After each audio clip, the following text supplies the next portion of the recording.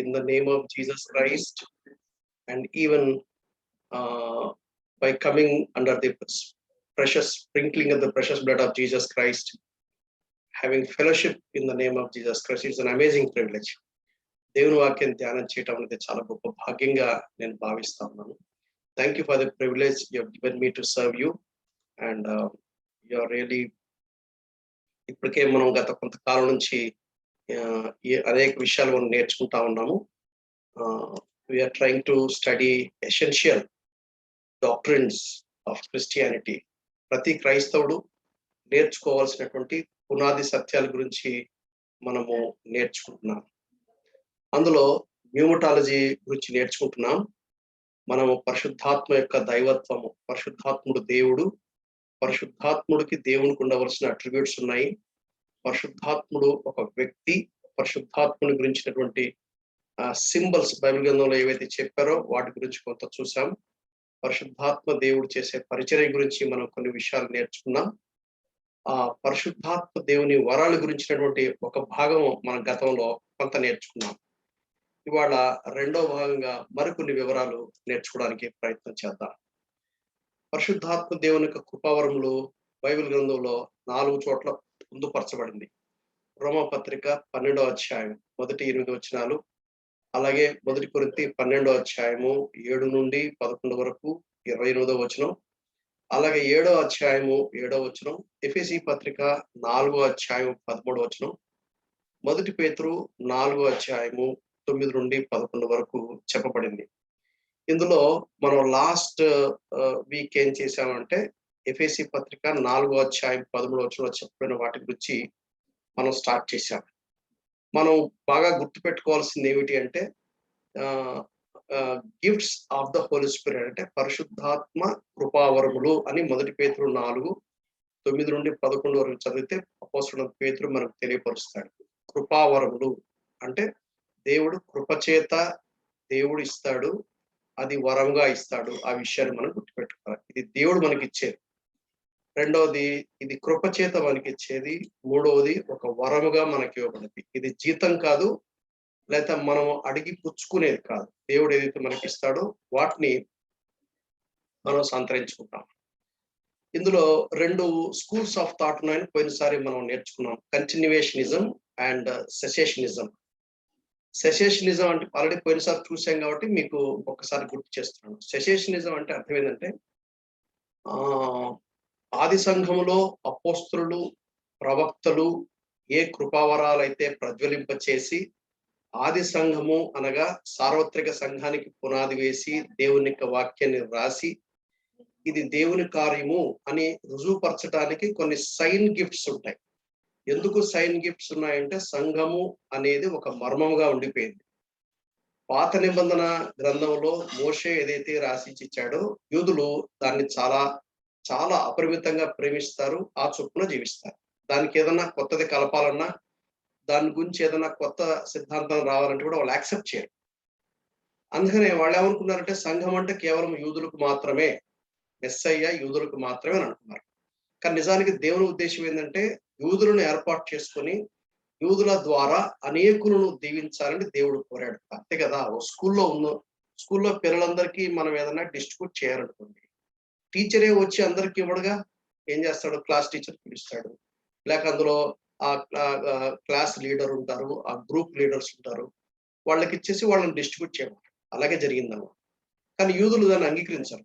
వాళ్ళు అంగీకరించరు కాబట్టి దేవుడు కొన్ని మెరకల్స్, అంటే పాత నిబంధనలో దేవుడు ఎటువంటి మెరకల్స్ చేశాడో, ఇప్పుడు ఫర్ ఎగ్జాంపుల్ దేవుడు ఐగుప్తులో నుండి విమోచించి తీసుకొచ్చేటప్పుడు ఫరోకు స్పష్టంగా అర్థం అవ్వాలి, ఎవడు యెహోవా అని అన్నాడు.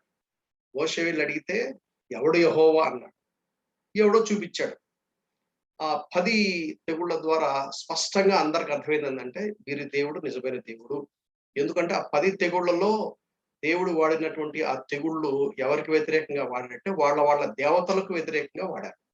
ఎవరినైతే వాళ్ళు దేవతలుగా పూజిస్తూ వచ్చారో ఆ దేవతలు ఏం చేయలేరు, అసలు సృష్టికర్త, అసలు సృష్టిని నిర్వహించేది, పరిపాలించేది, పెంచి పోషించేది దేవుడు అనే సత్యము వాళ్ళకి తెలియపరచడానికి అలా చేశాడు. అలాగే దేవుని వాక్యంలో ఏలియా కానివ్వండి, దేవుని వాక్యంలో ప్రవక్తలు కానివ్వండి, ఇటువంటి కార్యాలు చేయటం వల్ల ఇది దేవుని దగ్గర నుంచి వచ్చింది అని వాళ్ళు యాక్సెప్ట్ చేస్తారు. అదే కార్యము చేయటానికి యేసు ప్రభు కూడా ఆయన మెస్సయ్య అని ఒక సాక్షిగా ఉండటానికి ఆయన చేసినవి కూడా ఒక సూచనగా వాళ్ళు అడిగారు కూడా. ఏంటి సూచన, ఏంటి మాకు చూపించు అని అడిగారు. అలాగే ప్రవక్తలైనా అపోస్తలులైనా వారి యొక్క ఆఫీస్ లేక వారి యొక్క పరిచర్యకు ముద్రగా కొన్ని సైన్ గిఫ్ట్స్ ఉన్నాయి. ఎందుకంటే కొత్త సత్యం రావాలంటే అది వరకు మరుగు చేయబడింది, అది వరకు మరుగు చేయబడిన ఛాయగా ఉన్నటువంటి సత్యము ఇప్పుడు నిజ స్వరూపంలోకి వచ్చింది అని వాళ్ళకి అర్థం అవ్వాలంటే కొన్ని సైన్ గిఫ్ట్స్ కావాలి, సూపర్ న్యాచురల్ సైన్ గిఫ్ట్స్ కావాలి. అందుకోసమని వాడాడు. ఒకసారి న్యూ టెస్ట్మెంట్ కంప్లీట్ అయింది, లాస్ట్ అపోజల్ చనిపోయాడు, అపోస్తలుడు యోహాను 95-96 AD చనిపోయిన తర్వాత ఇక దాని తర్వాత కొత్త ట్రూత్ ఏం లేదు. వాళ్ళు ఆది సంఘానికి పరిచర్య చేసినప్పుడు ఆది సంఘం ఎట్టయితే చేశారో అట్టగే చేశారు. ఆది సంఘానికి ఏం చేశారు, పౌలు కానివ్వండి, యాకోబు కానివ్వండి, యూదా కానివ్వండి, ఏం చేసి పేతురు కానివ్వండి, వాళ్ళు ప్రకటించారు. వాళ్ళు ఏదైతే చెప్పారో దాన్ని రాశారు. అది మనకు న్యూ టెస్ట్మెంట్ లో యాడ్ అయిపోయింది కాబట్టి no more signs are required, no more extra truth is required. Already truth what God has given after Pentecost to build the church that is enough అని మరొక గ్రూప్ లేదు కావాల్సిందా, ఎప్పుడు కూడా కావాల్సిందే అంటారు. ఇంకా కొంచెం మనం వివరంగా మనం చూస్తాం.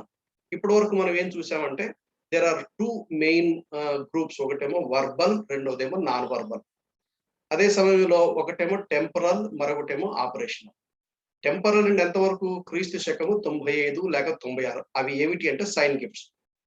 ఆ తర్వాత ఆపరేషన్ ఉండేవి ఏమిటి, speaking gifts, serving gifts. Speaking and serving, whatever sign gifts కాకుండా మిగిలినవన్నీ కూడా ఈ 2 గ్రూప్స్ లో చెప్పొచ్చు. Speaking gifts or service gifts అని చెప్పొచ్చు.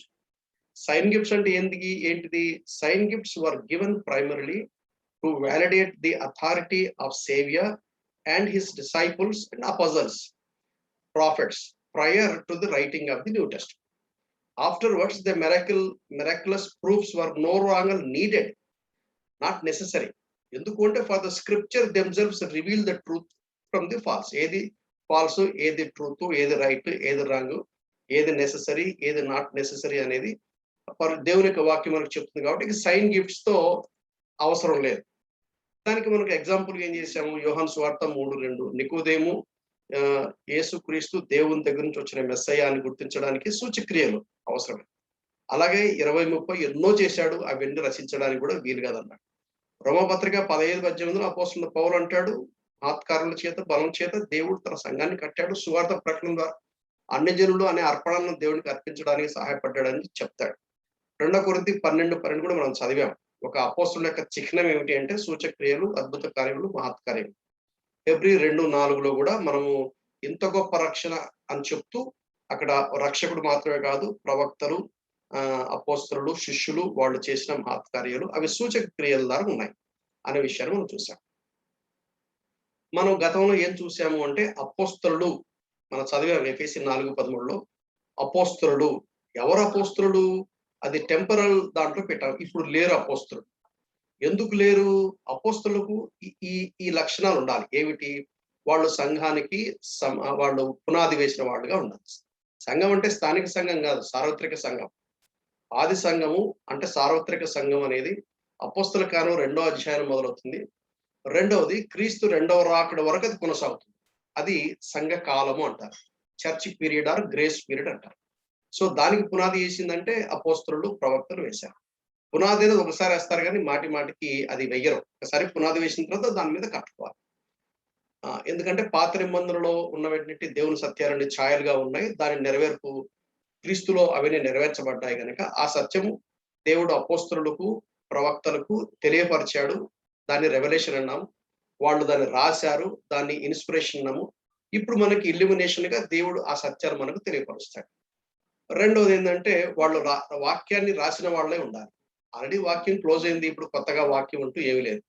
అదే మార్మన్స్ కానివ్వండి, వాళ్ళు ఏం చేస్తారంటే లేదు వాళ్ళ మార్మన్ లీడర్ ఎవరైతే ఉన్నారో అది కూడా రెవల్యూషనే, అది కూడా దేవుని వాక్యం అని చెప్పి వాళ్ళు బైబిల్ నుంచి కొన్ని కలుపుకున్నారు వాళ్ళు.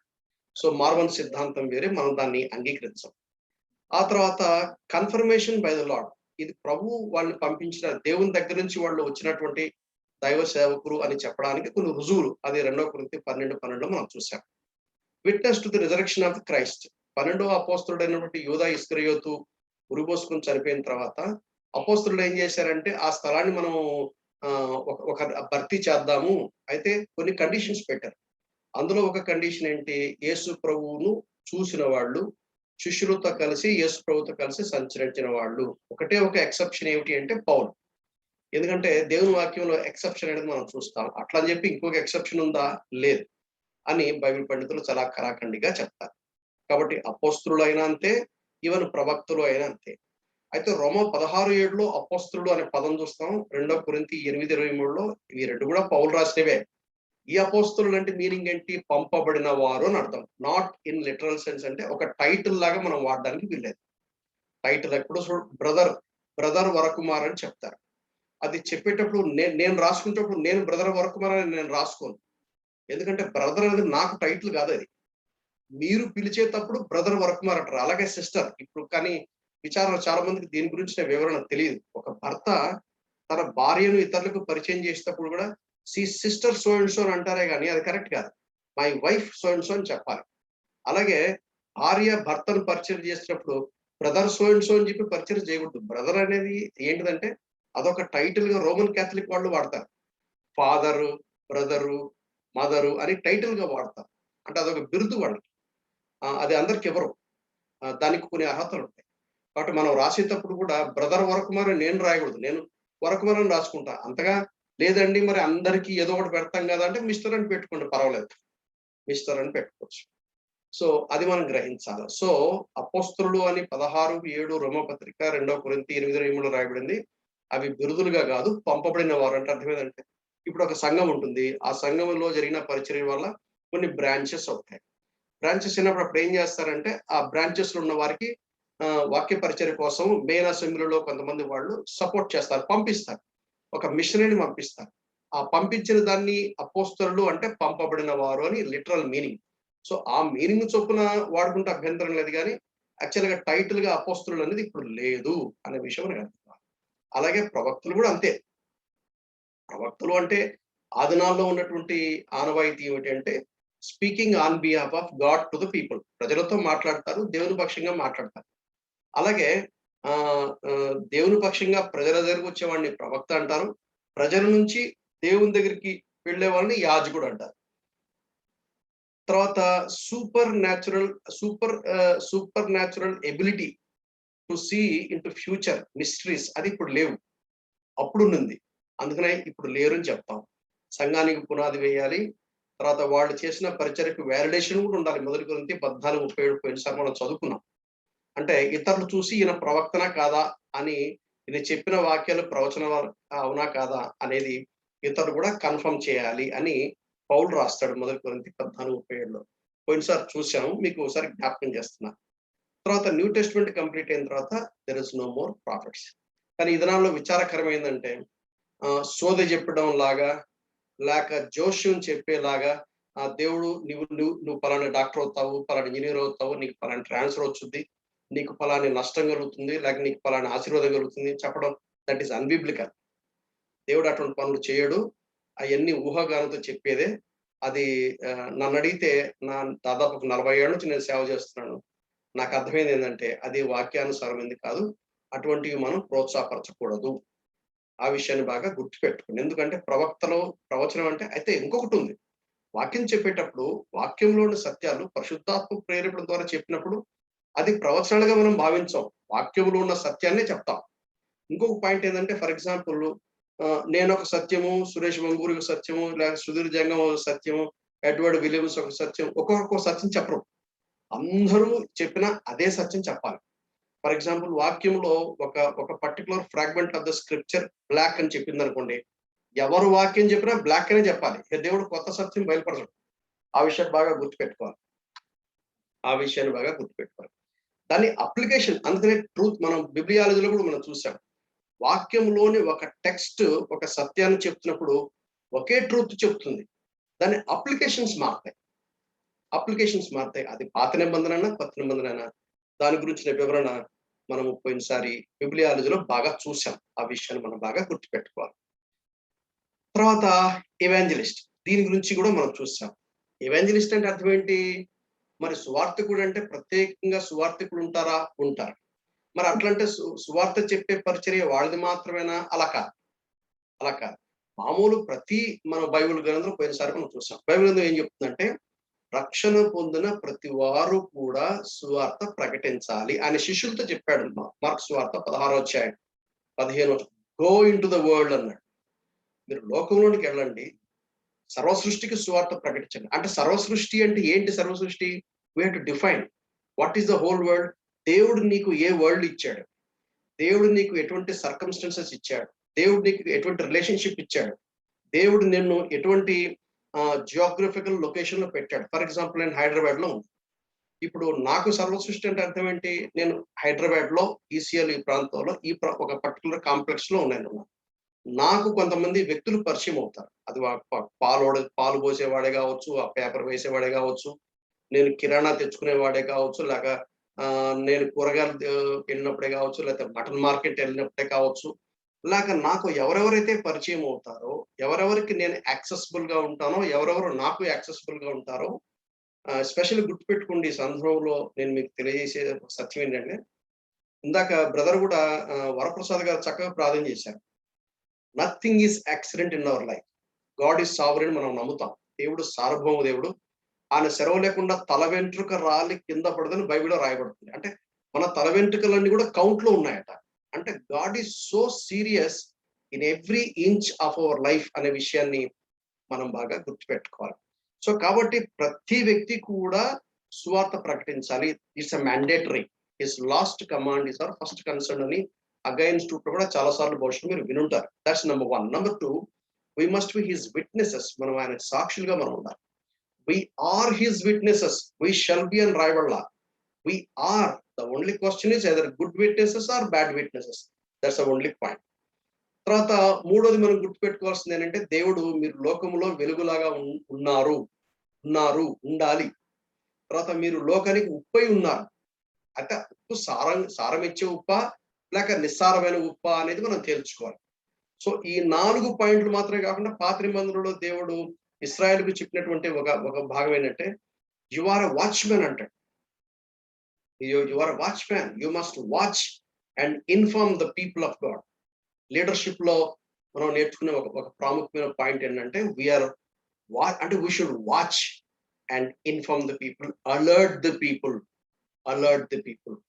సో ఇది జనరల్ గా ప్రతి విశ్వాసి చేయాల్సిందే. ఎందుకు అంటే, అపొస్తలుల కార్యం 1వ అధ్యాయం 8వ వచనంలో పరిశుద్ధాత్మ దేవుడు మన హృదయంలోకి వస్తాడు. 1 కొరింథీ 6:19లో మన దేహము దేవునికి ఇవ్వబడింది. ఎందుకు అంటే పరిశుద్ధాత్మ దేవునికి ఆలయంగా ఉంటారు. సో మనం సాక్షులుగా ఉంటాం అనేది దట్ ఈస్ ఎనఫ్. అది కాకుండా సువార్థికులు అని ఒక స్పెషల్ గిఫ్ట్ దేవుడు కొంతమందికి పెడతాడు. ఈ సువార్థికులు ఇప్పుడు మిగిలిన వాళ్ళందరూ ఏం చేస్తారు? ఉద్యోగాలు చేసుకుంటారు, వ్యాపారాలు చేసుకుంటారు, చదువుకుంటారు, లేక వాళ్ళ జీవన విధానంలో వాళ్ళ కుటుంబాలను పోషించుకోవడానికి, వాళ్ళ బ్రతకడానికి, వాళ్ళకి బ్రతుకు తెరువు అంటూ ఒకటి చూసుకుంటారు. దేవుడు వారికి ఒక ట్రేడ్ ఇస్తారు, ఒక స్పెషాలిటీ ఇస్తాడు, కొన్ని స్కిల్స్ ఇస్తాడు, కొన్ని సర్కమ్స్టాన్సెస్ లో పెడతాడు, ఆ పని అప్పగిస్తాడు. వాళ్ళు చేసుకుంటారు. చేసుకుంటూ అట్ ద సేమ్ టైం వాళ్ళు ఏం చేస్తారంటే, నేను ఈ ఉద్యోగం చేయడానికి పుట్టలేదు, నేను ఈ బిజినెస్ చేయడానికి పుట్టలేదు, లేక ఈ కంపెనీని ఇప్పుడు వరప్రసాద్ గారు ఉన్నారు అనుకోండి. ఇప్పుడు వరప్రసాద్ గారు ఆ టీసీఎస్ కంపెనీని ఉద్ధరించడానికి పుట్ల అందులో పనిచేస్తారు. పనిచేసినప్పుడు ఏం చేస్తారంటే, అక్కడ ఒక క్రిస్టియన్ విట్నెస్ ని ఎస్టాబ్లిష్ చేస్తారు. అందరూ చూసినప్పుడు వీరి దేవుడు నిజమైన దేవుడు అండి. ఎందుకంటే ఆయన పనిచేసే విధానం కానివ్వండి, ఆయన ఇంటిగ్రిటీ కానివ్వండి, ఆయనకు ఉన్నటువంటి స్కిల్స్ కానివ్వండి, ఆయన మాట్లాడే విధానం కానివ్వండి, ఆయన ప్రేమించే విధానం కానివ్వండి, ఆయన నీతి న్యాయము పాటించే పద్ధతులు చూసినప్పుడు he's different, he's not like everyone. అలాగే ప్రతి వ్యక్తి కూడా హీఈస్ ఎ డిఫరెంట్ అన్నప్పుడు, వై యు ఆర్ డిఫరెంట్ అని గ్యారంటీ వాళ్ళు అడుగుతారు. అప్పుడు 1 పేతురు 3:15 ప్రకారంగా మీలో ఉన్న నిరీక్షణకు హేతువు ఏంటి అని అడిగినప్పుడు వెంటనే, yes, it is not my wisdom, it is not my strength, I'm like any other person, but when Christ entered in to my life as my saviour and Lord, my life is transform. And so పాత life కి కొత్త life కి this is the difference. అని నాకున్న నిరీక్షణ ఏంటి, నాకున్న hope ఏంటి, what is going to happen, నా లైఫ్ ఒక ఐడెంటిటీ ఏంటి, నేను ఎందుకు బతుకున్నాను, నా లైఫ్ యొక్క పర్పస్ ఏంటి అనేది మనం ఏం చేస్తామంటే వాళ్ళకి తెలియపరుస్తాం. వాళ్ళు వింటారా వినరా యాక్సెప్ట్ చేస్తారా సెకండరీ. అయితే సువార్థికులు అని దేవుడు కొంతమంది స్పెసిఫిక్ గా పెడతాడు. వాళ్ళు ఏం చేస్తారంటే వాళ్ళు 24/7 ఇదే బర్నింగ్ ఉంటుంది. ఇప్పుడు నా లైఫ్ టెస్ట్ గురించి చెప్పినప్పుడు కూడా చెప్పాలి. ఎలా చెప్పాలంటే 1982లో నేను యేసుక్రీస్తు వారిని నా రక్షకుడుగా ప్రభువుగా నేను అంగీకరించాను. అంత మటుకు క్రైస్తవ కుటుంబంలో పెరిగినా కానీ క్రైస్తవ కుటుంబంలో ఎన్నో క్రైస్తవ కార్యకలాపాలు సండే స్కూల్ స్టేజ్లో కానివ్వండి, మా ఫ్యామిలీలో ఇంట్లో ఉన్నంత మటుకు రక్షణ పొందినంత మటుకు ఫ్యామిలీతో ఉన్నప్పుడు ఒక విధంగా ఉన్నాం. ఆ తర్వాత ఇండిపెండెంట్ గా చదువుకునే టైంలో డిఫరెంట్ గా ఉన్నాం. అయితే రక్షణ పొందిన వెంటనే కలిగినటువంటి ఆ ట్రాన్స్ఫర్మేషన్ లో ఒక ఒక కొన్ని ఖచ్చితమైనటువంటి ట్రాన్స్ఫర్మేషన్స్ ఉన్నాయి. ఏమిటి అంటే రక్షణ పొందిన వెంటనే వాక్యం చదవాలి, వాక్యాన్ని నేర్చుకోవాలి, దేవుని గురించిన ఎరుక నాకు కావాలి, I want to know God అని ఒక స్పెషల్ తపన నాలో బాగా ఉంది. వాక్యాన్ని బాగా చదవాలి. అది వరకు వాక్యం చదవటం అనేది పేరెంట్స్ చెప్పేవాళ్ళు కానీ ఏదో మొక్కుబడిగా ఓ అధ్యాయం చదువుకోవడం ఏదో జరిగేది. వాక్యం చదువుకోవడం, సంఘానికి క్రమంగా వెళ్ళడం, సంఘంతో సహవాసం చేయడం, అక్కడ స్వార్థ గురించినటువంటి భారం నాలో చాలా ఎక్కువ. దేవుడు నాకు అద్భుతమైన కృప ఇచ్చాడు. బై గాడ్స్ గ్రేస్ నేను ఏదో అతిశయపడ్డానికి కాదు కానీ నాకున్న సెలవులన్నీ సేవకే నేను అర్పించేవాడిని. ఒక సంఘానికి నాకు తెలియకుండా నాయకుడు అయ్యాము. ఒక సంఘం మేము ప్రారంభించడం కూడా జరిగింది. సో మంట ఉండేది, దేవుని కోసం సేవ చేయాలి, దేవుని సేవ చేయాలి, దేవుని సేవ చేయాలి. రాజీనామా సెంట్రల్ గవర్నమెంట్ లో నేను జాయిన్ అయ్యాను. రాజీనామా చేయాలని చెప్పేసి ఎంత ప్రయత్నం చేసినా నాకు అనుమతి దొరకలేదు. అది కొంతకాలం పనిచేసిన తర్వాత సూపర్ అన్వేషణ కాకమునిపే, కొంతకాలం మునిపే, మేబీ ఒక 6.5 years మునిపే అది వాలంటరీ రిటైర్మెంట్ తీసుకుని రావడానికి దేవుడు నాకు అనుకూలత ఇచ్చాడు. సో నా పాయింట్ ఏంటంటే ఉద్యోగం చేస్తూ నేను సేవ చేశాను. ఎలా సేవ చేశాను? అటు స్వార్థ ప్రకటించాను, అటు సంఘంలో కొన్ని బాధ్యతలు చేపట్టి ఇతరులను ఎంకరేజ్ చేసి ఇతరులను ప్రోత్సాహపరచడానికి ఒక షపడిక్ గిఫ్ట్స్ ఏవైతే ఉన్నాయో అవి నాకు తెలియదు ఉన్నాయని సంగతి. మాకు తెలియకుండా తర్వాత అర్థమైంది అనమాట. ఇతరులు మాకు చెప్పారు. సో ఆ విధంగా మాకు తెలియకుండానే ఒక సంఘాన్ని మేము కట్టాం. అది ఎట్లా జరిగింది? కృపావరాల ద్వారా జరుగుతుంది. ఒక విషయం గుర్తుపెట్టుకోవాలి ఏంటంటే దేవుని సేవ చేయటానికి, జాగ్రత్తగా వినండి, దేవుని సేవ చేయటానికి దేవుడు సామర్థ్యం ఇవ్వాలి, కెపాసిటీ ఇవ్వాలి, ఎబిలిటీ ఇవ్వాలి. ఎక్కడి నుంచి వస్తుంది ఎబిలిటీ? అదే gift of the gift of the Holy Spirit ని బట్టి నాకు ఇంకొకటి ఏమర్థమవుతుందంటే what is the direction of my ministry. నేను పరిచర్య చేసేటప్పుడు ఏ పరిచర్య చేయాలి, ఏ పరిచర్య చేయకూడదు. కొన్నిసార్లు అంటా ఉంటారు కొంతమంది, అయ్యో నేను కనుక పాట పాడితే అందరు పారిపోతారని. ఎందుకు పారిపోతారంటే గిఫ్ట్ లేదు కాబట్టి. గిఫ్ట్ ఉంటే ఏం చేస్తారని అడిగి అడిగి అయ్యా పాడించుకుంటారు, నువ్వు పాడండి మీరు పాడండి. ఎందుకు అంటే పాడే గిఫ్ట్ ఉంటుంది. అలాగే మ్యూజిషియన్స్ ఉంటారు, మ్యూజిషియన్స్ కి ఆ గిఫ్ట్ ఉంటుంది. ఆ గిఫ్ట్ లేని వాళ్ళు ఎంత ప్రయత్నం చేసినా రాదు. ఆ గిఫ్ట్ ఉన్న వాళ్ళు అలా పిల్లలు ఊరకాలు అలా వాయించుకుంటూ వచ్చేస్తారు. సో గిఫ్ట్ అది. ఇప్పుడు కొన్ని ఏంటంటే మనం ఆల్రెడీ గతంలో చూసాం. ఏం చూసాము? టాలెంట్స్ వేరే, స్పిరిచువల్ గిఫ్ట్స్ వేరే అనుకున్నాం. టాలెంట్స్ అంటే ఏంటి? It comes by birth. ఇప్పుడు మ్యూజిక్ ఉందనుకోండి, it could be a talent. అలాగే సింగింగ్ ఉందనుకోండి, it could be a talent. మరి ఈ టాలెంట్లు ఉపయోగించి దేవుని సేవ చేయడానికి వీలవుదా? అవుతుంది. అయితే ఎప్పుడు స్టార్ట్ అవ్వాలి? రక్షణ పొందిన తర్వాతనే. రక్షణ పొందిన తర్వాత ఒక అకౌంట్ ఓపెన్ అవుతుంది బ్యాంకులో. బ్యాంకులో ఓపెన్ అయినప్పుడు అప్పుడు ఆ బ్యాంకులో ఆ అకౌంట్ లో ట్రాన్సాక్షన్ జరుగుతాయి. రక్షణ లేకుండా నేను దేవుని సేవ చేస్తానంటే కుదరదు. It's not possible. ఎందుకు అంటే దేవుని సేవ చేయటానికి ఒట్టి టాలెంట్స్ పనికిరావు. దేవుని సేవ చేయటానికి gifts of the Holy Spirit కావాలి. Gifts of the Holy Spirit ఎప్పుడు మొదలవుతాయి? రక్షణ పొందిన మనం చూసాం.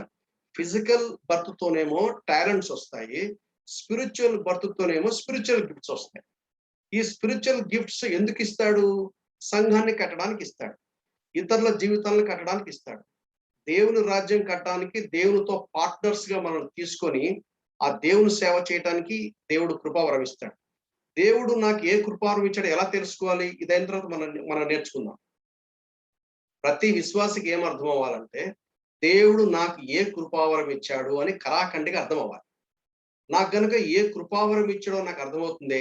అప్పుడు ఆ కృపావరాన్ని ప్రజ్వలింప చేయడానికి నేను కూర్చొని దాన్ని ఎక్సర్సైజ్ చేస్తాను, సాధన చేస్తాను. ఇప్పుడు రన్నింగ్ రేస్ అందరూ చేస్తారండి, మరి ఒలింపిక్ అందరూ వెళ్తారా? వెళ్ళరు.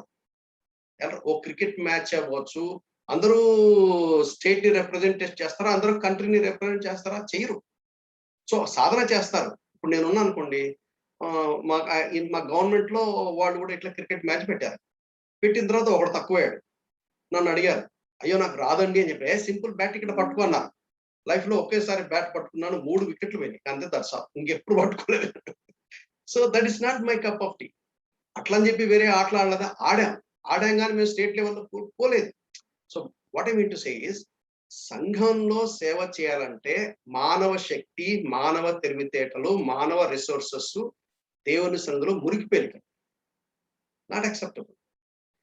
ఎందుకంటే ఆ పరిశుద్ధమైన దేవుని సేవించాలంటే పరిశుద్ధాత్మ శక్తి మనకు కెపాసిటీ ఇవ్వడం జరుగుతుంది.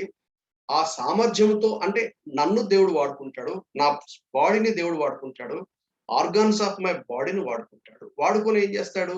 నన్ను ప్రేరేపించి ఆయనతో కలిసి నేను సేవ చేయడానికి ఎగ్జాక్ట్లీ ఇప్పుడు బిబ్లియాలజీ మనం నేర్చుకున్నాం. ఇన్స్పిరేషన్, వాళ్ళు 40 మంది రచయితలు వాక్యం రాశారు. రాసినప్పుడు దేవుడు పౌలును ఏర్పాటు చేసుకున్నాడు. పౌలు జ్ఞానాన్ని దేవుడు వాడుకున్నాడా లేదా? వాడుకున్నాడు. ఎందుకంటే పౌలు రాసిన పత్రికలకి, యూదా రాసిన పత్రికలకి, పౌలు రాసిన పత్రికలకి, యాకూబు రాసిన పత్రికలకి, పౌలు రాసిన పత్రికలకి, పేతురు రాసిన పత్రికలకు తేడా గుర్తుపడతాం.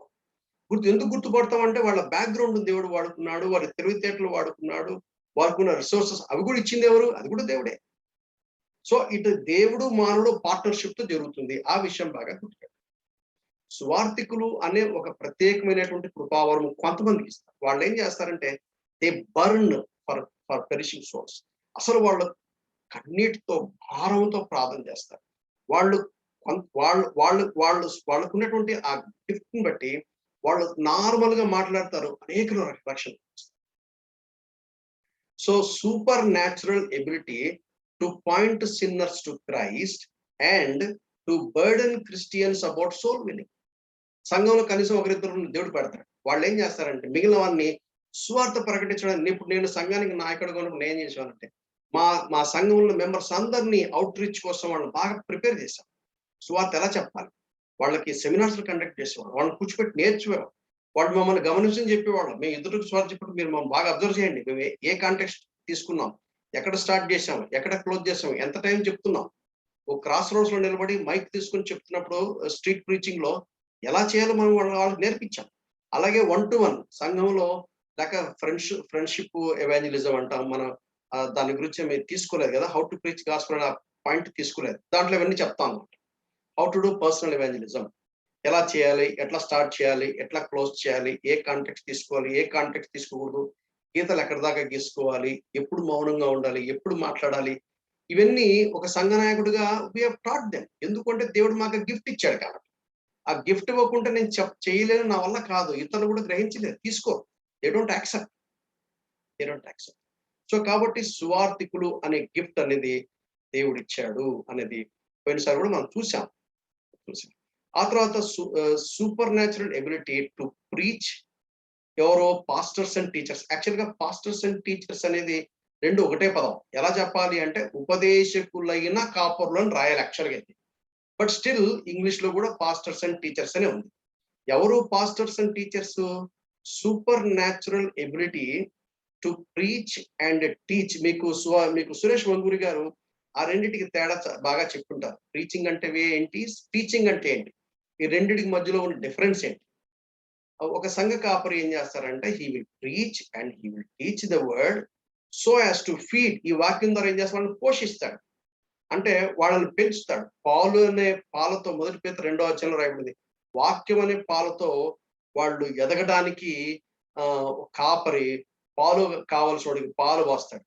రెండవ లెవెల్ ఏంటంటే అన్నము. మొదటి కొరింథీ 2వ అధ్యాయం అంటాడు, నేను మిమ్మల్ని బలమైన ఆహారంతో పెంచలేకపోయాను కానీ అన్నంతో పెంచాల్సి వచ్చింది అన్నాడు.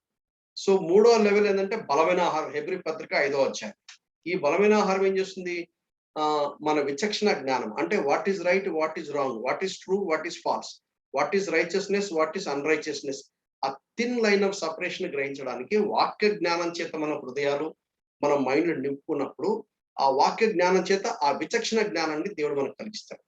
సో ఆ వాక్యము అంటే పాలు, అన్నము, రొట్టె, తేనె, రకరకాల సింబల్స్ మనం ఆల్రెడీ చూసాం బిబ్లియాలజీలో. సో ఆ చొప్పున ఏం చేస్తాడు, పోషిస్తాడు. ఒక కాపరి గొర్రెలను పచ్చిక బయలు చేయాల ఏ విధంగా పోషిస్తాడో, శాంతికరమైన జనుల ఎదుగా నడిపిస్తాడో ఆ విధంగా, అదే కాకుండా ప్రొటెక్ట్ చేస్తాడు. తప్పుడు బోధల నుంచి, తప్పుడు సిద్ధాంతాల నుంచి, వాళ్ళు పాపం చేసి పడిపోయినప్పుడు మళ్ళా వెనక్కి తీసుకొని రావడానికి కాపరి చేసే పనే. కాపరి ఒట్టి వాక్యం చెప్పి అనౌన్స్మెంట్లు చెప్తే డబ్బులు లెక్క పెట్టుకుంటే కాపరి అవ్వడం. ఒక కాపరి అంటే దాని గురించి మనం డాక్ట్రిన్ అండ్ చర్చ్‌లో చాలా విషయాలు మనం నేర్చుకుంటాం. So he will protect, he will also discipline, he will also comfort. ఆదరిస్తాడు. వాళ్ళు ఎవరన్నా హాస్పిటల్‌లో ఉన్నారంటే వాళ్ళు చూడకుండా ఉండలేరు. వెళ్లి దర్శిస్తారు. ఎవరన్నా అక్కర్లో ఉన్నారు, ఇబ్బందులు ఉన్నారు, బాధపడుతున్నారంటే వాళ్ళ కడుపులో తీసిస్తారు. ఎందుకంటే అది వాళ్ళ గిఫ్ట్ అది. మిగిలిన వాళ్ళు ఆహా! అంటారు, ప్రార్థన చేస్తారని వదిలేస్తారు. ఆ ఇన్వాల్వ్‌మెంట్ ఏంటి వీళ్ళు రారే, ఏంటి వీళ్ళు చెయ్యరంటే చెయ్యరు. ఎందుకు చెయ్యరంటే వాళ్ళకి ఆ గిఫ్ట్ లేదు. అదే ఆ పాస్టోరల్ గిఫ్ట్ ఉన్నవాడికి ఏదన్నా హెల్ప్ చేయాలి, ఏదన్నా సపోర్ట్ చేయాలి అని వాళ్ళ దగ్గరికెళ్ళాలి, వాళ్ళని కౌన్సిల్ చేయాలి, వాళ్ళని స్ట్రెంగ్థెన్ చేయాలి, వాళ్ళకి సువార్త ప్రకటించాలి, వాళ్ళని అని వాళ్ళ ఇతరుల గురించినటువంటి ఆ కన్సర్న్ వాళ్ళకి ఎందుకుంటుందంటే అది దేవుడు వారికి పెట్టిన భారం. ఈ భారం ఎందుకొచ్చింది అంటే దేవుడు వారికి ఆ కృపావరం ఇచ్చాడు కాబట్టి.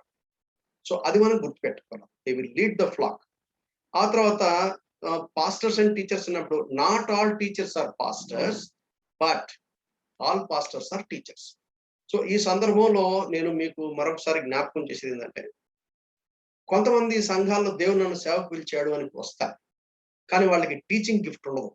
అంటే దాని అర్థం ఏంటంటే దేవుడు వారిని పాస్టర్స్ గా పిలవలేదు. బహుశా సంఘంలో వేరే పని చేయమంటున్నాడు వచ్చే, దాని గురించి మనం ఒక తీర్పు చెప్పాల్సిన పని లేదు. కానీ బట్ బైబిల్లో ఉన్నటువంటి బైబిల్ యొక్క వాక్యపు అధికారాన్ని బట్టి ఏం చెప్పగలం అంటే, పాస్టర్ కి టీచింగ్ గిఫ్ట్ ఉంటుంది కాబట్టి టీచింగ్ గిఫ్ట్ లేనివాడు పాస్టర్ అవ్వడు. పాస్టర్ అవ్వడు. But they hit. ఎందుకంటే సంఘాన్ని నడిపించడానికి చాలా పనులు ఉంటాయి. ఇక పనులు ఏవైనా చేసుకోవచ్చు. దాని గురించి కూడా మనం ఇప్పుడు కూడా మనం చూస్తాం. ఒకటి గుర్తుపెట్టుకోవాల్సిన పాయింట్ ఏంటంటే, not all teachers are pastors, but all pastors are suppose to be teachers. ఆ తర్వాత మూడవది పరిచర్య. పరిచర్య మనం మనం ఇక్కడ వరకు చూసాం. మనం ఇది ఎఫెసీ 4:13 వరకు పోయినసారి చూసాము. ఇప్పుడు రోమా 12 నుండి మనం చూద్దాం. కనుక మీరు దయచేసి మీ బైబిల్ తీయండి. రోమా పత్రిక 12వ అధ్యాయం. నెమ్మదిగా వెళ్దాం, పర్వాలేదు. పోయినసారి ఒక సోదరుడు కూడా బ్రదర్ ప్లీజ్ గో స్లో అన్నాడు. నాకు గుర్తుంది. I will do my best. సర్వసాధారణ కొంచెం నేను వేగంగానే వెళ్ళే అలవాటు నాకు. ఆ అలవాటు నుంచి కొంచెం తక్కువగా స్లోగా వెళ్ళడం కూడా నేర్చుకోవాలి. సరే, రోమపత్రిక 12వ అధ్యాయం 6 నుంచి 8, లేదా నేను 3 నుంచి చదువుతాను చూడండి. తన్ను తాను ఎంచుకున్న దానికంటే ఎక్కువగా ఎంచుకొనక దేవుడు ఒక్కొక్కనికి విభజించి ఇచ్చిన విశ్వాస పరిమాణ ప్రకారము, అంటే దేవుడు ఒక్కొక్కరికి విభజించి ఇచ్చినటువంటి విశ్వాస పరిమాణ ప్రకారంగా. ఎందుకంటే ఈ అధ్యాయం అంతా కూడా కృపావరాల గురించి మాట్లాడుతున్నాడు. పౌలు ఏం చెప్తున్నా అంటే, దేవుడు నీకు కృపావరాలు ఇచ్చాడు, నీ విశ్వాస ప్రమాణం ప్రకారం ఇచ్చాడు. ఇంకొకటి కూడా మనం పోయినసారి మీకు వాక్యం చూపించలేదు కానీ మామూలుగా నేను చెప్పాను జనరల్ గా. మీరు ఒకసారి చూడండి, మత్తయి సువార్త 25వ అధ్యాయం ఒకసారి తీయండి బైబిల్. మత్తయి సువార్త 25వ అధ్యాయం తీస్తే అక్కడ ఒక మాట మనకు కనపడుతుంది.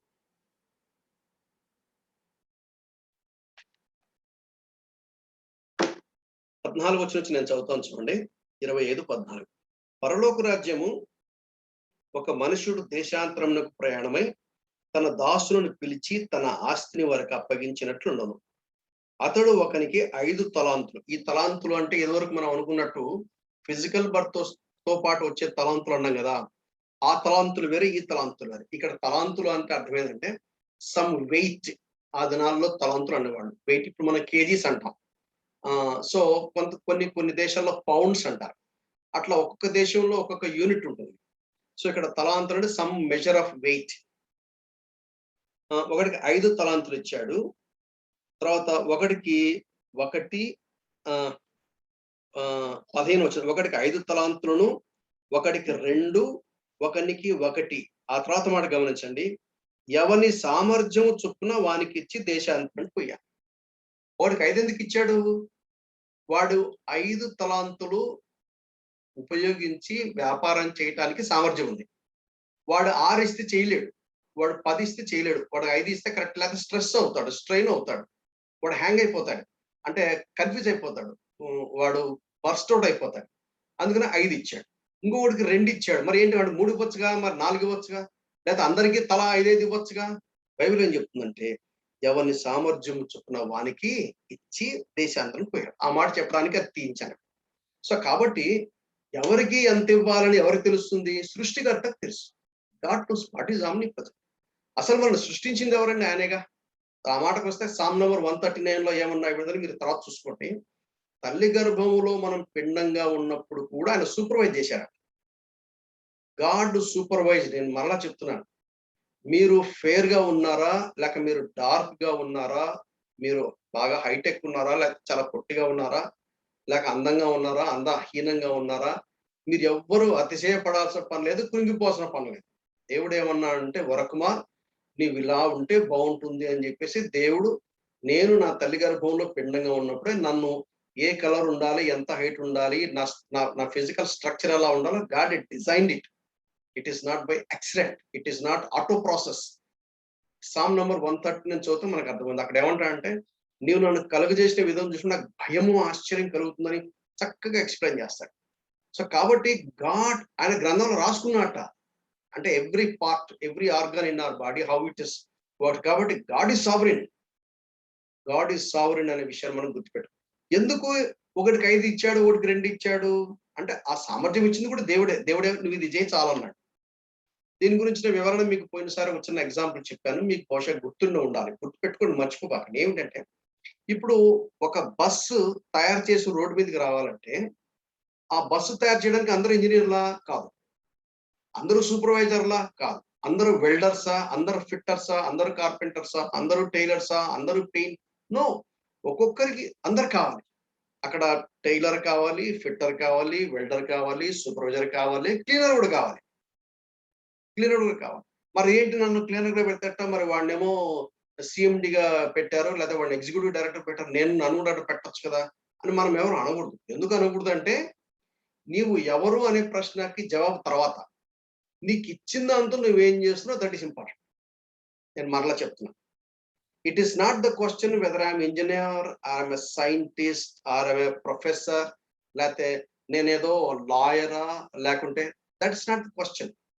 లేకపోతే సామాన్లు మోసే ఒక కూలీనా, ఒక అమాలీనా, నన్ను ఒక పేద కుటుంబంలో పెట్టాడా, లేక నన్ను నాకు పలాని అందుకనే మన ఎకనామిక్ స్ట్రక్చర్ కానివ్వండి, ఇంటలెక్చువల్ స్ట్రక్చర్ అన్ని దేవుడు డిజైన్ చేసి ఇస్తాడు. అట్లా అని చెప్పి దేవుడు అన్యాసుడు అంటావా? అంటానికి వీల్లేదు. ఈ మధ్య ఒక ఒక ఒక కొంతమంది క్రైస్తవేత్తరులతో క్రైస్తవులు కలిసి ఒక ఎక్స్చేంజ్ ఆఫ్ వ్యూస్ చేసుకుందాము, మీరేమి నమ్ముతారో మేమేమి నమ్ముతాము, మీరు నమ్మడానికి ఆధారం ఏమిటి, మేము నమ్మడానికి ఆధారం ఏమిటి, కంపారిటివ్ స్టడీ చేద్దాం అని చెప్పేసి అలా పెట్టుకున్నారు. నేను విన్నాను. అక్కడ ఒక అవతల క్రైస్తవేత్తరుడు ఏమంటాడంటే, దేవుడు ఎందుకు ఒకరిని కుంటోడుగా పుట్టించాలి, ఒకరిని గుడ్డోడుగా ఎందుకు పుట్టించాలి, ఒకరిని పలాని స్లమ్ ఎందుకు పెట్టించాలి? దేవుడు పక్షపాతి. సో కాబట్టి మేము అది నమ్మం. మేము కర్మ సిద్ధాంతాన్ని నమ్ముతాం. వాడు గత జన్మలో వాడు చేసిన దాన్ని బట్టి వాడు అలా పుట్టాడు. వాడి కర్మ అది, వాడే దానికి జవాబుదారు. God is not responsible. వాళ్ళు నమ్ముతారు. కానీ మనం ఏమి నమ్ముతాం అంటే, God is sovereign. God is sovereign అర్థం ఏంటంటే, దేవుడు కొన్ని సర్కమ్స్టెన్సెస్ ని డిజైన్ చేసి ఒక పరిస్థితిలో పెడతాడు. పెట్టి అక్కడ ఏమంటాడంటే, దేవుని యొక్క ప్రణాళిక, దేవుని యొక్క గాడ్ మీకు సుధీర్ జంగం గారు చాలా చక్కగా చెప్తుంటారు. ఒక బిగ్ స్టోరీస్ రన్నింగ్ ఆన్. ఆదికాండంలో మొదలైంది, ప్రకటన దాకా కంటిన్యూ అవుతుంది. ఆ స్టోరీలో నీవు నేను ఉన్నాను. నీకు నాకు ఒక ఐడెంటిటీ ఉంటుంది. ఆ ఐడెంటిటీలో, ఆ స్లాట్ లో, ఆ యుగంలో, ఆ టైంలో నీ పని దావీదు తన తరం వారికి సేవ చేసి నిద్రించను. ఆ పని మనం చేసుకుని పక్కకి తిరగాలి. అట్లా దేవునితో కలిసి పనిచేయటానికి, దేవుని మహిమార్థమే జీవించడానికి, దేవుని కోసము పని చేయడానికి కావాల్సిన సామర్థ్యం ఇచ్చేది gift of the Holy Spirit. అందులో పరిచర్య. ఎంత ఇస్తాడు అది మనం కాదు నిర్ణయించేది. ఏమేమి ఇస్తాడు అది కూడా మనం నిర్ణయించాలి. అది దేవుడు నిర్ణయిస్తాడు. అయితే మనం దాన్ని యాక్సెప్ట్ చేస్తాం. ఇప్పుడు మీరు గమనించారు, అది వరకు ఇంకొక స్టోరీ, మత్తయి సువార్తలో ఇంకో చోట ఏమంటే, ఇప్పుడు వీడు అన్ఫెయిత్ఫుల్ గా ఉంటాడు ఒకటిచ్చిన వాడు. అప్పుడు దేవుడు ఏమన్నాడు, ఇది తీసుకుపోయి 5 ఉన్నవాడికి ఇవ్వండి, లేక 10 ఉన్నవాడికి అని. సార్ వాడికి ఆల్రెడీ చాలా ఉన్నాయి సార్ అంటే, లేదు లేదు, ఎవరికి ఎక్కువగా ఇవ్వడుందో వాడు ఇంకా ఎక్కువ ఇస్తాడు. ఎందుకు అంటే, ఎవరైతే ఫెయిత్ఫుల్ గా ఉంటారో దేవుడు ఏం చేస్తాడంటే మల్టిపుల్. నేను సేవ చేస్తున్నప్పుడు ముందు నాకు నాకు ముందు సండే స్కూల్ టీచర్గా స్టార్ట్ అయ్యాను. సండే స్కూల్ టీచర్గా స్టార్ట్ అయ్యి, అయ్యో నాకు వద్దండి, నాకు రాదండి, నాకు జాన్ 3:16 కూడా రాదు. లేదు లేదు, నువ్వు సండే స్కూల్ పరిచయం చేయాల్సిందంటే ఎట్లా చేయాలో చెప్పండి అంటే, వెరీ సింపుల్. సిఫి వాళ్ళు టీచర్స్ కోసం, సండే స్కూల్ టీచర్స్ ఒక మాన్యువల్ ఇచ్చారు, స్టూడెంట్ ఒక మాన్యువల్ ఇచ్చారు. ఇదేమో అన్ని ఖాళీలు ఉంటాయి, ఈ మాన్యువల్ స్టోరీ చదువు. అయితే చదివేది ఏం చేయాలి, ప్రేయర్ఫుల్ గా చదవాలి, దేవుడిని అడగాలి, దేవుడు జ్ఞానం ఏమని అడగాలి. అప్పుడు ఈ స్టోరీ నేర్చుకొని ఆ ఫిల్ ద బ్లాంక్స్ చేసి ఇదే యాస్టీస్ గా చెప్పండి అన్నారు. వాళ్ళకి ఏం చెప్పేమో మాకు తెలియదు, కానీ ఈ 5 years లో బైబిల్ గ్రంథంలోని అనేక పాఠాలు మేము నేర్చుకున్నాం.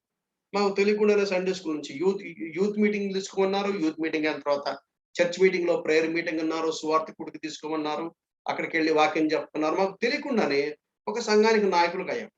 బిగినింగ్‌లో మాకు ఈ కృపావరంలోని మాకు తెలియదు. ఇప్పుడు నాకు తెలియకుండా హగా ఇన్‌స్టిట్యూట్‌లో జాయిన్ అవ్వడం జరిగింది. సో హగా ఇన్‌స్టిట్యూట్‌లో జాయిన్ అయిన తర్వాత, ఎందుకంటే స్వార్థ మీద నాకు ప్యాషన్ ఉంది కాబట్టి, ఇంకా తెలుసుకుందాం అనే ప్యాషన్ ఉంది కాబట్టి, హగా ఇన్‌స్టిట్యూట్‌లో ఎప్పుడైతే జరిగానో అక్కడ నేను సువార్త గురించి కాన్సంట్రేట్ చేస్తుంటే, ఆ తర్వాత మాకేం అర్థమైందంటే, not just evangelism, you have to train leaders అని దేవుడు మాకు చక్కగా నేర్పించాడు. So we started working on leadership. ఎందుకంటే లీడర్‌షిప్ అనే మాడ్యూల్ తీసుకున్నప్పుడు, ఆ మాడ్యూల్ మీద నేను చెప్తున్నప్పుడు హగా ఇన్‌స్టిట్యూట్‌లో ఒక నార్మ్స్ ఏంటిదంటే, పర్సనల్ లైఫ్ ఎగ్జాంపుల్స్ చెప్పాలి. వాళ్ళది వీళ్ళ దగ్గర బారో చేసుకొని చెప్పడం కాదు.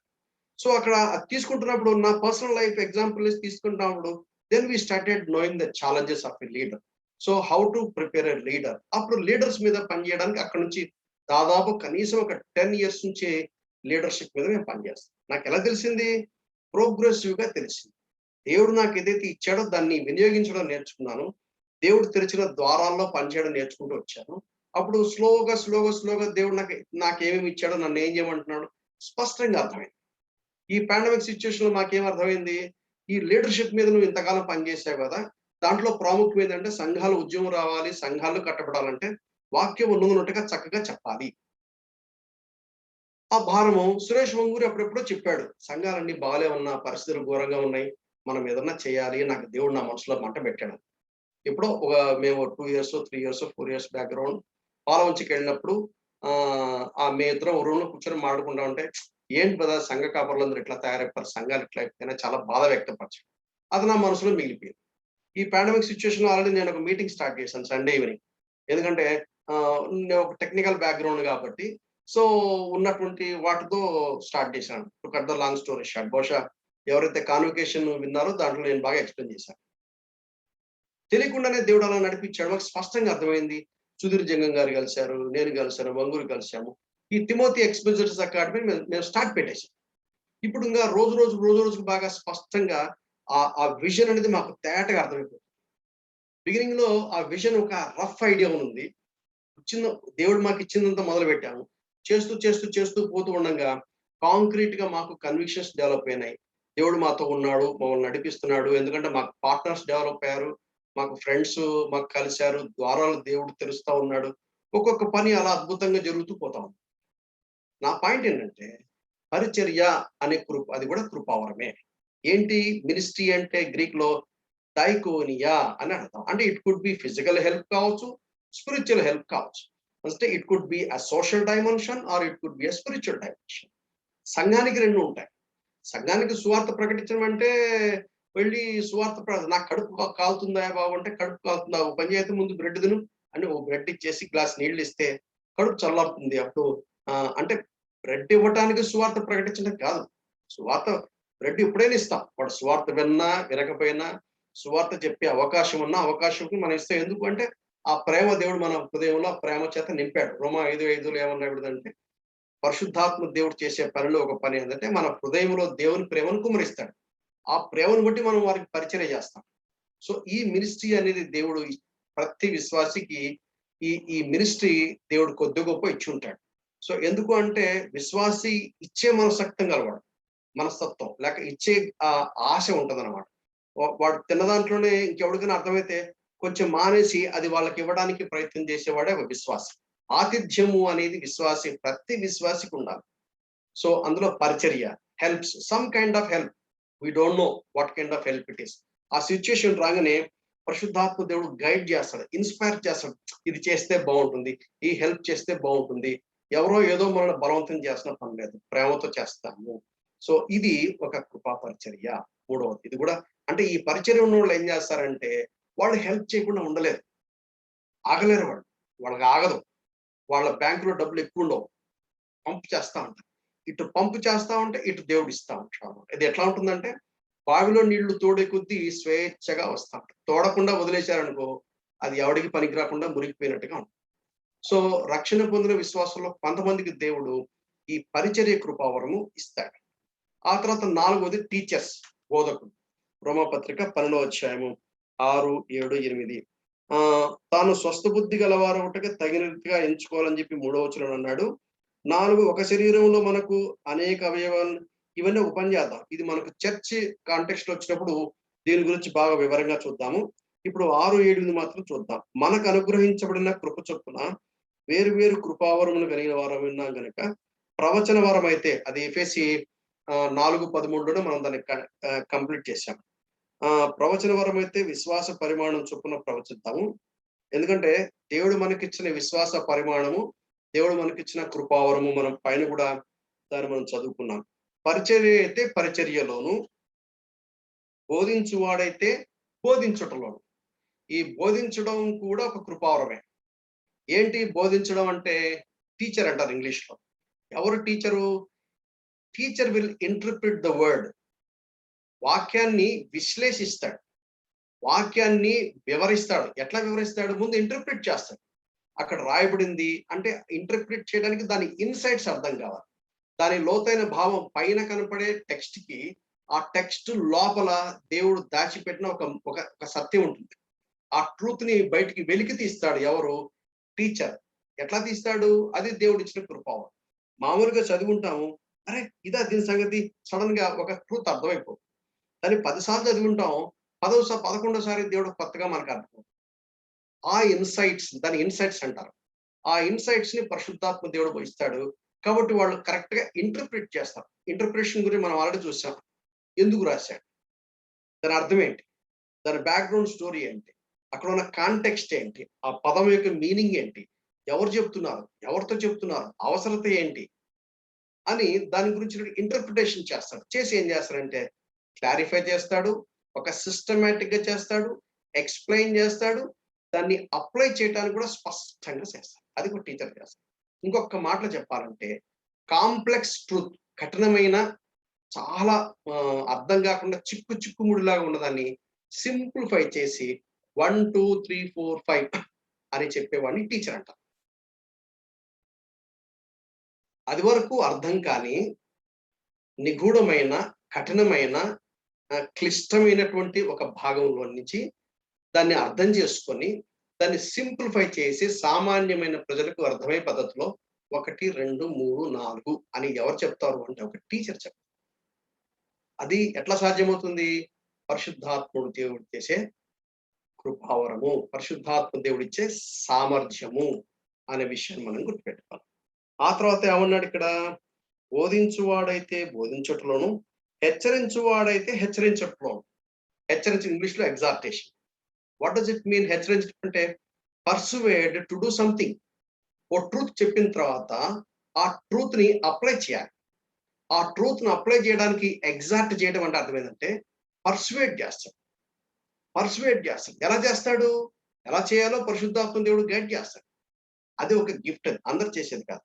సంఘంలో కొంతమంది దేవుడు పెడతాడు, వాళ్ళు ఎగ్జార్టేషన్ చేస్తాడు.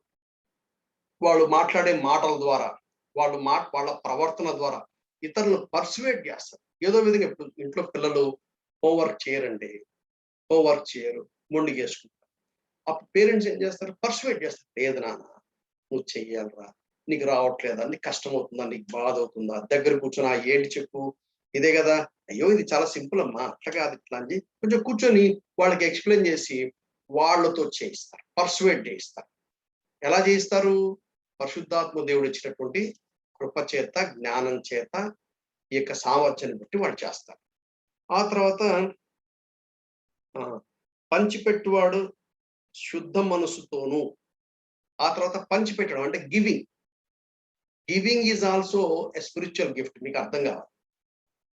స్పిరిచువల్ గిఫ్ట్ లేకుండా ఇచ్చేదానికి స్పిరిచువల్ గిఫ్ట్ ఉండి ఇచ్చేదానికి చాలా కొంతమంది ఏం చేస్తారంటే దేవుని యొక్క సేవ కోసం ఇవ్వటానికి వాళ్ళు కష్టపడి పని చేస్తారు. అసలు వాళ్ళు ఎంత పని చేస్తారంటే ఓకే వాళ్ళకి ఇంత ఇవ్వాలి అని వాళ్ళు ఏం చేస్తారంటే వాళ్ళు నోరు కట్టేసుకుంటారు. వాళ్ళు నోరు కట్టేసుకోవడం కాదు, వాళ్ళు వాళ్ళకున్న ఖర్చులు తగ్గించుకుంటారు. వాళ్ళు ఇస్తూ ఉంటారు. They keep on pumping the resources wherever it is needed. పంచిపెట్టడం అనేది కూడా దేవుడి అందుకని super natural ability to accumulate and give large amounts of one's finances to the glory of God. ఇది కూడా కృపావరమే. ఇది అందరు చేసేది కాదు. ఇది అందరు చేసేది కాదు. మన దగ్గర ఓ 10 లక్షలు ఉన్నప్పుడు ఆ 10 లక్షల్లో 10,000 ఇవ్వటం పెద్ద గొప్ప సంగతి కాదు. అది కూడా ఎవరులే కాదు, అది వేరే విషయం. కానీ మామూలుగా అయితే ఇచ్చేవాడు ఏం చేస్తారంటే వాడుకున్న దాంట్లో ఓ 10% ఓ 5% మొత్తం పంపం. అంటే వాళ్ళు తమ దగ్గర దాచుకోలేరు, వాళ్ళు తమ దగ్గర స్టోర్ చేసుకోలేరు.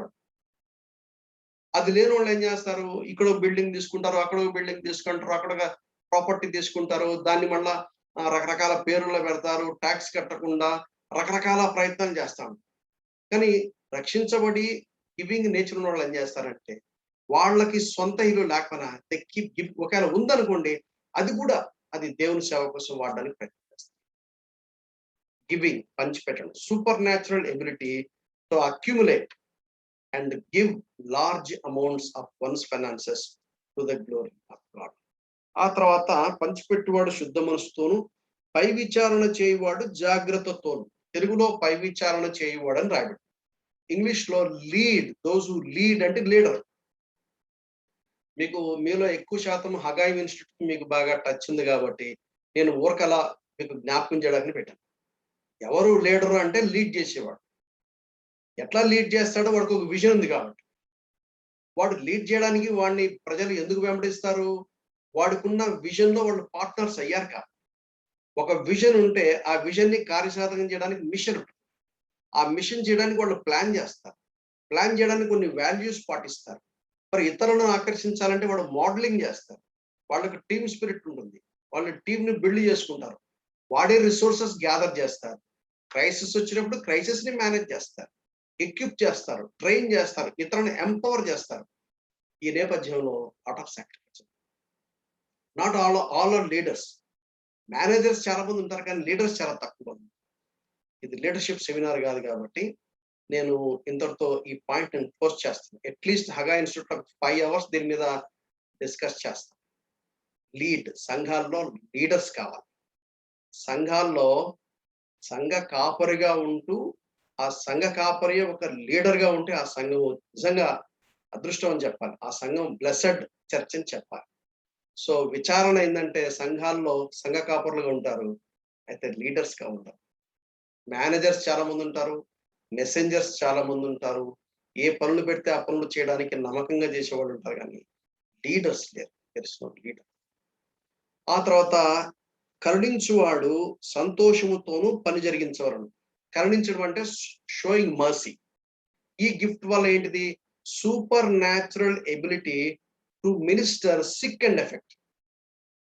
Sick and effect. సంఘంలో ఎవరైనా సిక్ ఉన్నారంటే మా సంఘ కాపరి నాకు బాగా గుర్తు. ఒక 10-15 years బ్యాక్ మా సంఘ కాపరి నేను క్లోజ్ క్వార్టర్ లో ఒక 10 years చూశాను దగ్గర. అసలు ఆయన కడుపులోంచి తీసి పెడతారండి. ఎన్ని కుటుంబాలని పోషించాడు, ఎన్ని కుటుంబాల ఆయన ఎప్పుడు కూడా ఎంతసేపు ఆయన మైండ్ లో వీళ్ళు బాధపడుతున్నారు, వీళ్ళు అవసరంతో ఉన్నారు, వీళ్ళ సిచ్యువేషన్ ఇట్లుంది అని ఎవడన్నా ఒకడు సిక్ అయితే వెళ్ళి ఆ ఇంట్లో కూర్చొని వాళ్ళని ఎంకరేజ్ చేసి వాళ్ళని వెహికల్లో తీసుకుని పోయి హాస్పిటల్కి వెళ్ళి ఆ డాక్టర్ చెప్పి ఆ డబ్బులు కట్టి మళ్ళీ వాళ్ళ ఇంటికి వచ్చేంత మటుకు పర్సూ చేస్తా ఉంటాడు. వాళ్ళ అవసరతలను తీరుస్తూ ఉంటాడు. వాళ్ళకి ఇవ్వటానికి ఈయనేం చేసేవాడు, ఎక్స్ట్రా వర్క్ చేసేవాడు. ఈవెన్ సంఘ కాపరి అయినా కూడా అక్కడిక్కడ వెళితే వాక్యం చెప్తున్నప్పుడు గిఫ్ట్స్ వస్తారు కదా, దాన్ని తీసుకొచ్చి ఇక్కడ ఇన్వెస్ట్ చేసేవాడు. అలా ఆశ్చర్యం కలిగించి కరుణించడం. ఈ దినాల్లో సంఘాల్లో గివింగ్ ఉన్నవాళ్ళు, సంఘాల్లో మర్సీ చూపించేవాళ్ళు, షోయింగ్ మర్సీ, ఈ కరుణించే వాళ్ళు కనుక ఉన్నట్లయితే సంఘం అద్భుతంగా, సంఘంలో షోయింగ్ మర్సీ అనే గిఫ్ట్ కలిగిన వాళ్ళు ఉంటారు కొంతమంది. వాళ్ళు ఆ సిక్ పీపుల్ని ఎంత ప్రేమిస్తారో. మేమేం చేసేవాళ్ళం మా సంఘంలో, ఎవరైనా సిక్ ఉంటే ఏం చేసేవాళ్ళం అంటే, నేను ఆల్రెడీ నాకు దేవుడు ఆ కృప ఇచ్చాడు కాబట్టి నేనేం చేశానంటే, సంఘంలో ఒక రోజు అనౌన్స్ చేశాను. నేనే లీడర్‌ని కాబట్టి, మీరు ఎవరైనా బ్లడ్ డొనేట్ చేయాలి అనుకుంటే మీరు నన్ను సంప్రదించండి. మీరు నాకు పేర్లు ఇవ్వండి అని అనౌన్స్ చేశాను. అప్పుడు కొంతమంది పెద్ద లిస్ట్ ఇచ్చారు. అప్పుడు నువ్వు బ్లడ్ టెస్ట్ చేసుకో. బ్లడ్ టెస్ట్ చేసుకొని డాక్టర్ నీకు బ్లడ్ డొనేట్ చేయొచ్చు అని చెప్పినప్పుడు నీ బ్లడ్ గ్రూప్ ఏంటో ఒక లిస్ట్ మేము తయారు చేసి పెట్టాం. మళ్ళా ఒకసారి అనౌన్స్‌మెంట్ ఏం చేశాము, పలాని ఒక ఫ్యామిలీలో పలాని వాళ్ళు పలాని ఇబ్బంది గుండా వెళ్తున్నారు. ఇప్పుడు వాళ్ళని మనం పరామర్శించాలి. సంఘం యొక్క బాధ్యత. ఒకటి ప్రార్థన చేస్తామంటే కుదరదు. సో కాబట్టి మీరు భోజనాలు ఎవరు తయారు చేసి వాళ్ళకి ఇవ్వగలరు. కొంతమంది యవనస్తులున్నారు. వాళ్ళు బ్యాచిలర్స్‌గా ఉంటారు. చదువుకోవడానికి కూర్చున్నారు. వాళ్ళు వంట వండలేరు. అయితే వాళ్ళేం చేయగలరు? ఒక ఫ్యామిలీ భోజనాలు తయారు చేస్తే వీళ్ళ దగ్గర నుంచి భోజనాలు తీసుకెళ్ళి హాస్పిటల్‌కెళ్ళి ఒక నైట్ వాళ్ళతో స్పెండ్ చేసేవాళ్ళు హాస్పిటల్‌లో. హాస్పిటల్‌లో ఒక వ్యక్తి సిక్‌లో ఉన్నప్పుడు హాస్పిటల్‌లో వాళ్ళందరూ ఏంటి ఇంతమంది మిమ్మల్ని దర్శించడానికి వస్తున్నారే? ఎవరు వీళ్ళంటే మీ బంధువులా? కాదు. ఎవరు? మా చర్చ్ మెంబర్స్. అరే నిన్న రాత్రి ఒకడొచ్చాడు. మరుసటి రోజు ఇంకోడొచ్చాడు. వాళ్ళు టిఫిన్‌లు పట్టుకొస్తారు. ఇంకో రోజు బ్రెడ్ పట్టుకొస్తారు, పాలు పట్టుకొస్తారు. ఓ రోజు చిన్న చేతిలో కవర్లు పెట్టి చేతిలో చిన్న డబ్బులు పెట్టిపోతారు. ఏంటిది ఇది అని చూసే వాళ్ళందరికీ ఆశ్చర్యం. That's love. కరుణించడం. సో సంఘంలో ఒకరు సిక్లీగా ఉన్నప్పుడు, ఒకరు ఇబ్బందులు ఉన్నప్పుడు అసలు నేనేమంటానంటే సంఘంలో ఎవడు ఫెయిల్ అవ్వకూడదు. మ్యాథమెటిక్స్ ఫెయిల్ అయ్యారా? వాడెవడో మ్యాథమెటిక్స్ లెక్చరర్ ఉంటాడు. మ్యాథమెటిక్స్ లెక్చరర్ దగ్గర వచ్చి ఎందుకయ్యా నువ్వు ఫెయిల్ అయ్యావు? కూర్చో నేను చెప్తాను రా అని తనకున్న జ్ఞానం వాళ్ళకి ఇవ్వాలి. సో సంఘంలో కమ్యూనికేషన్ స్కిల్స్ నేర్పిస్తారు. సంఘంలో ఒక ఇంటర్వ్యూ ఎట్లా హ్యాండిల్ చేయాలని నేర్పిస్తారు. సంఘంలో సంఘ నాయకులు కరుణించడం. ఆ మర్సీ ఒక సిక్ పర్సన్, అఫ్లిక్టెడ్ పర్సన్, అవసరత ఉన్న వారిని, దట్ ఈస్ ద చర్చ్. ఇది కావాలి. ఈ కృపావరం ఇస్తాడు. ఆ తర్వాత వర్డ్ ఆఫ్ విజ్డమ్. ఇది 1 కొరింథీ 12వ అధ్యాయం. దయచేసి చూడండి. 1 కొరింథీ 12వ అధ్యాయం.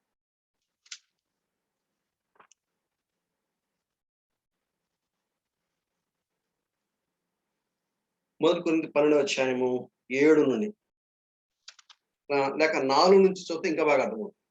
కృపావరములు నానా విధములుగా ఉన్నవి గాని ఆత్మ ఒక్కటే. కృపావరములు నానా విధాలుగా ఉన్నాయి. అంటే అన్ని ఒకటే కాదు. నానా విధాలుగా ఉంటాయి. మరియు పరిచర్యలు నానా విధంగా ఉన్నది. ప్రభు ఒక్కడే. ఆత్మ ఒక్కడే. అంటే పరిశుద్ధాత్మ దేవుడు ఒక్కడే. ఆత్మ అన్నప్పుడు ఫాంట్ సైజ్ పెద్దగా చేసి బోల్డ్ చేశారు చూడండి. ఆత్మని ఎక్కడెక్కడైతే ఫాంట్ సైజ్ పెంచి బోల్డ్ చేశారో పరిశుద్ధాత్మ అని అర్థం. ఆత్మ ఒక్కడే అంటే పరిశుద్ధాత్ముడు ఒక్కడే. పరిచర్యలు నానా విధంగా ప్రభు ఒక్కడంటే యేసుక్రీస్తు వారు. నానా విధములైన కార్యములు గలవు గాని అందరిలోనూ అన్నింటిలోనూ జరిగించు దేవుడు ఒక్కడే అంటే గాడ్ ద ఫాదర్. దేవుని యొక్క సేవ పరిచర్యలో ఎక్కడైతే ప్రాముఖ్యత ఉంటుందో అక్కడ త్రిత్వం యొక్క కాన్సన్ట్రేషన్ మనం చాలా స్పష్టంగా కనబడతాం.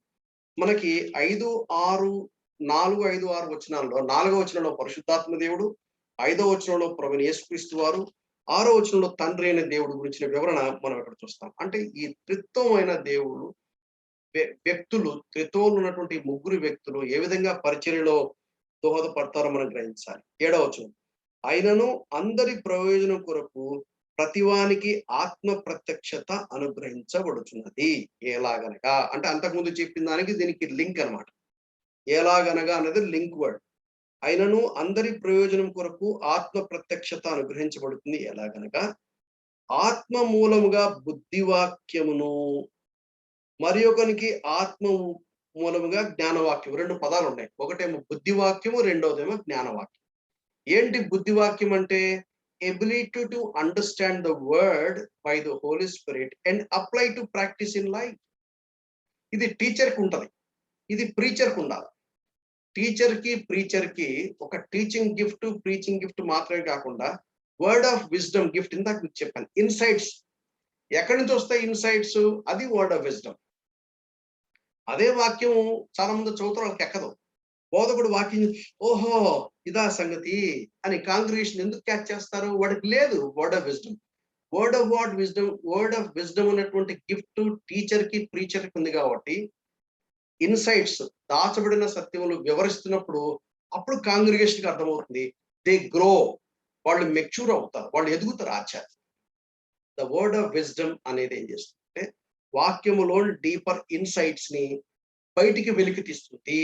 That is the word of wisdom. మరి ఇక్కడ ఏమన్నాడు? రెండో వాక్యము జ్ఞానవాక్యం అన్నాడు. జ్ఞానవాక్యం ఎక్కడ తీసుకొచ్చాము? లెఫ్ట్ సైడ్ తీసుకొచ్చాము. ఏంటి జ్ఞానవాక్యం అంటే? Revolution, inspiration for writing the scripture. దీని గురించి చాలా వివరంగా మనం చూసాం బిబ్లియాలజీలో. ఏంటి రెవల్యూషన్ అంటే? దేవుడు తన్ను తాను బయలుపరుచుకుంటే తప్ప దేవుని గురించిన సత్యం ఏ మానవుడికి అర్థం కాదు. అది రెవల్యూషన్. రెవల్యూషన్ లో దేవుడు ఏం చేస్తాడు? God reveal himself to us. Us అంటే ఎవరు? Those 40 writers of the scripture. వాక్యాన్ని 30 మంది పాత నిబంధన, 10 మంది కొత్త నిబంధన. ఈ 40 మంది ఆథర్స్ కి దేవుడు తను తాను బయలుపరుచుకున్నాడు. ఏదైతే బయలుపడతాన్ని రెవల్యూషన్ అంట. వాళ్ళకి అది వర్డ్ ఆఫ్ నాలెడ్జ్. అలాగే ఇన్స్పిరేషన్ అంటే ఏంటి? ఏ ట్రూత్, ఏ రెవల్యూషన్ ఆఫ్ గాడ్ వాళ్ళకి దొరికిందో దాన్ని రైటింగ్ లో పెట్టడానికి కావలసినటువంటి హెల్ప్, కావలసినటువంటి మినిస్ట్రీని ఇన్స్పిరేషన్ అన్నారు. అందుకనే ఇప్పుడు టెంపరల్ దాంట్లో పెట్టాం. ఎందుకు పెట్టామంటే ఇప్పుడు మళ్ళీ వర్డ్ ఆఫ్ నాలెడ్జ్ లేదు. ఇప్పుడు that is enough. What ever is already given in the scripture, that is enough. అందుకనే దీన్ని మనం ఏం చేసామంటే టెంపరల్ లో పెట్టడం జరిగింది. ఆ తర్వాత ఎక్కడికి వచ్చాము? 8వ వచనం. ఎలాగనగా ఒకనికి ఆత్మమూలముగా బుద్ధివాక్యం, మరొకనికి ఆత్మమూలముగా జ్ఞానవాక్యము. 9వ వచనం. మరొకనికి ఆ ఆత్మ వలననే విశ్వాసము. విశ్వాసం, విశ్వాసము అంటే ఏంటి? డాక్ట్రిన్ అండ్ సాల్వేషన్ ఇంకా బాగా మీకు వివరంగా ఎక్స్ప్లెయిన్ చేస్తాను. విశ్వాసము అనేది 3 అంతలుగా ఉంటుంది. ఒకటేమో సేవింగ్ ఫెయిత్. ఈ సేవింగ్ ఫెయిత్ అనేది ఎవరిస్తారు? దేవుడు ఇస్తాడు. అది కూడా వరమే. రక్షణ ఏ విధంగా వరమే, విశ్వాసం కూడా వరమే. ఎఫెసీ పత్రిక 2వ అధ్యాయంలో మొదటి 8 వచనాలు కనుక చూస్తే మనకు ఆ విషయం బాగా అర్థమవుతుంది. అపోస్తల కార్యాలు 16:31లో రక్షణ పొందడానికి మేము ఏం చేయాలి అని ఫిలిప్పీ జైల్లో ఉన్న జైలర్ అడుగుతాడు. అప్పుడు సింపుల్ ఏమన్నా, నీవును నీ ఇంటి వారును ప్రభువైన యేసునందు విశ్వాసం ఉంచుము, అప్పుడు నీవును నీ ఇంటి వారును రక్షించబడతారు. రోమా 10:17 క్రీస్తుని గురించిన వాక్యం వినటం వల్ల పరిశుద్ధాత్మ దేవుడు ఆ విశ్వాసాన్ని క్రియేట్ చేస్తాడు, జనరేట్ చేస్తాడు, కన్విక్షన్స్ కలగజేస్తాడు. విశ్వాసం మూలముగా దేవునితో క్రీస్తు ద్వారా నీతిమంతులంగా చేయబడతాము, సమాధానం పరచబడతాము. రోమపత్రిక 5వ అధ్యాయం 1వ వచనంలో మనం చూస్తాం. దీన్ని సేవింగ్ ఫెయిత్ అంటారు. Saving faith. రెండవది సాంక్టిఫైయింగ్ ఫెయిత్. విశ్వాసం వలన జీవించేది నేను కాదు, క్రీస్తు నాయందు జీవిస్తున్నాడు. ఎందుకంటే నేను క్రీస్తు పాటు సిలువ వేయబడి ఉన్నాను. నేను నేను నేను నేను జీవించేది నేను కాదు, క్రీస్తు జీవిస్తున్నాడు. అంటే క్రీస్తు నాలో ఉన్నాడు, నేను జీవిస్తున్నాను. అది బై ఫెయిత్. ఎలా జీవిస్తుంది? బై ఫెయిత్, విశ్వాసం వల్లనే. ఈ విశ్వాసం ప్రియమైన సహోదరి సహోదరులారా, దేవుడు మానవుడు ఎక్కడైతే కలుస్తాడో అక్కడ మిస్టరీ ఉంటుంది. Wherever God and man meet together, there is the mystery. ఆ మిస్టరీ హ్యాండిల్ చేయాలంటే త్రూ ఫెయిత్. ఇంకో మాటలో చెప్పాలంటే అసలు ఫెయిత్ అంటే ఏంటి? Faith is the bridge between actual truth and the reason. దేవుని చేరుకోవడానికి మన రీజన్ ద్వారా మనం చేరుకున్నాం. ఆల్రెడీ మనం థియాలజీ ప్రాపర్లో మనం చూసాం. దేవుని యొక్క ఉనికిని ప్రశ్నించే వాళ్ళు చాలు రీజన్ అలోన్ అని చెప్పేవాళ్ళు, ఫెయిత్ అలోన్ అని చెప్పేవాళ్ళు. అవన్నీ మనం హ్యాండిల్ చేశాం. సో విశ్వాసం అనేది ఏం చేస్తుందంటే, ఈ విశ్వాసము actual truth, actual reality of God, దేవుని గురించి నేను చేరుకోవడానికి రీజన్ ఒక స్టేజ్ వరకే తీసుకెళ్తుంది. ఈ రీజన్ నుండి యాక్చువల్ ట్రూత్ కి బ్రిడ్జి వేసేది విశ్వాసము. ఇప్పుడు 11:1 మనం చూస్తాం. ఏంటి విశ్వాసం అంటే? నిరీక్షింపబడు వాటి యొక్క నిజ స్వరూపము అదృశ్యమైనది ఉన్నది అంటానికి ఆధారం. నిరీక్షణ అంటే ఏంటి? అది కూడా విశ్వాసమే. అయితే ఫ్యూచర్ లో ఉన్నదాన్ని నిరీక్షణ అంటాము, ప్రస్తుతం ఉన్నదాన్ని విశ్వాసం. ద ప్రజెంట్ ఏమో ఫెయిత్. సేమ్ ఫెయిత్ ఫ్యూచర్ కి అప్లై చేసేటప్పుడు నిరీక్షణ, హోప్. ఏమిటా హోప్? యేసు ప్రభు వస్తాడు, నేను కూడా యేసు ప్రభు దగ్గరికి వెళ్తాను నిరంతరం. నీకు ఎలా తెలుసు? వాక్యంలో చెప్పు. వాక్యం నమ్మటానికి పరిశుద్ధాత్మ దేవుడు ఇచ్చిన గ్రేస్ ఫెయిత్. సో 3 రకాల ఫెయిత్. ఒకటి ఏంటంటే సేవింగ్ ఫెయిత్, రెండవది ఏంటి? సస్టైనింగ్ ఫెయిత్ ఆర్ సాంక్టిఫైయింగ్ ఫెయిత్, మూడవది స్టీవర్డ్షిప్ ఫెయిత్. ఇక్కడ రాయబడిన విశ్వాసం స్టీవర్డ్షిప్ ఫెయిత్. స్టీవర్డ్షిప్ ఫెయిత్ ఏంటి? స్టీవర్డ్షిప్ ఫెయిత్ అంటే super natural ability to believe and expect great things from God. ఇవి కొంతమంది అద్భుతమైన దైవసేకుల చరిత్ర మనం చూస్తే అర్థమవుతుంది. కొంతమంది హాస్టల్స్ పెట్టారు, వాళ్ళ దగ్గర రూపాయి చిల్లిగా అవ్వలేదు, దేవుడు అన్నాడు, నువ్వు హాస్టల్స్ దిక్కులేని పిల్లలు హాస్టల్ పెట్టమన్నాడు. వాళ్ళ దగ్గర చిల్లుగా లేదు, వాళ్ళు దుకాణం ఓపెన్ చేశారు. దేవుడు ఎవరెవరినో పంపిస్తాడు. ప్లేట్లు పెట్టుకొని కూర్చుంటారు, ఆ ప్లేట్లు పడతాయి. నేను ఎంతమంది దైవ సేవకుల చరిత్ర ఏంటన్నా, ఎందుకు భక్సింగ్ గారే ఉన్నారు. ఆయన మేము కళ్ళారు చూసాం. కాన్వికేషన్ జరిగినప్పుడు వేల మంది వచ్చేవారు. వాళ్ళు బ్యాంకులో రూపాయి లేదు, ఎట్టొస్తే లారీల్లో వచ్చేవి, కూరగాయలు టపాటపా వచ్చేది, డబ్బులు వచ్చేవి.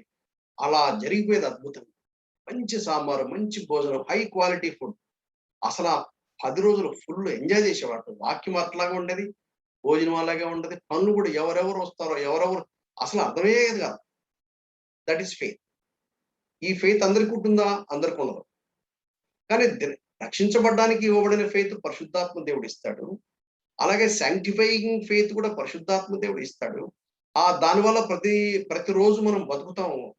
ఎందుకంటే మనం రక్షించబడింది విశ్వాసం ద్వారానే, మనం బతికేది మన వెలుచూపు వలన కాదు కానీ విశ్వాసం వలన. Not by sight but by faith. 2 కొరింథీ 5వ అధ్యాయం మాట మనం చూస్తాం. స్టీవర్డ్షిప్ ఫెయిత్ అనేది it is a miracle working faith. ఉందా? ఉంది. ఇదిగో అందుకనే మనం దాన్ని కుడి వైపున పెట్టాం, ఎడమ వైపున పట్ల. అయితే ఎవరికి ఉంటుంది? దేవుడు ఎవరికి ఇస్తారో వాళ్ళకు. వాళ్ళు ఏం చేస్తారు? వాళ్ళు దే గో బై ఫెయిత్. దేవుడు వాళ్ళకి ఒక ఫెయిత్, స్ట్రాంగ్ ఫెయిత్ దేవుడు వాళ్ళని అలా నడిపిస్తాడు. వాళ్ళు దేవుడి కోసం అద్భుత కార్యాలు చేస్తాడు. ఈ విశ్వాసం ద్వారా ఏం జరుగుతుంది? సంఘాలు కట్టడము, విశ్వాస జీవితాలు కట్టడము, కుటుంబాలు కట్టడం అనేది జరుగుతుంది. సో ఆ టైంలో దేవుడు కొన్ని మిరకల్స్ వాడుకుంటాడు, కొన్ని వండర్స్ జరుగుతాయి.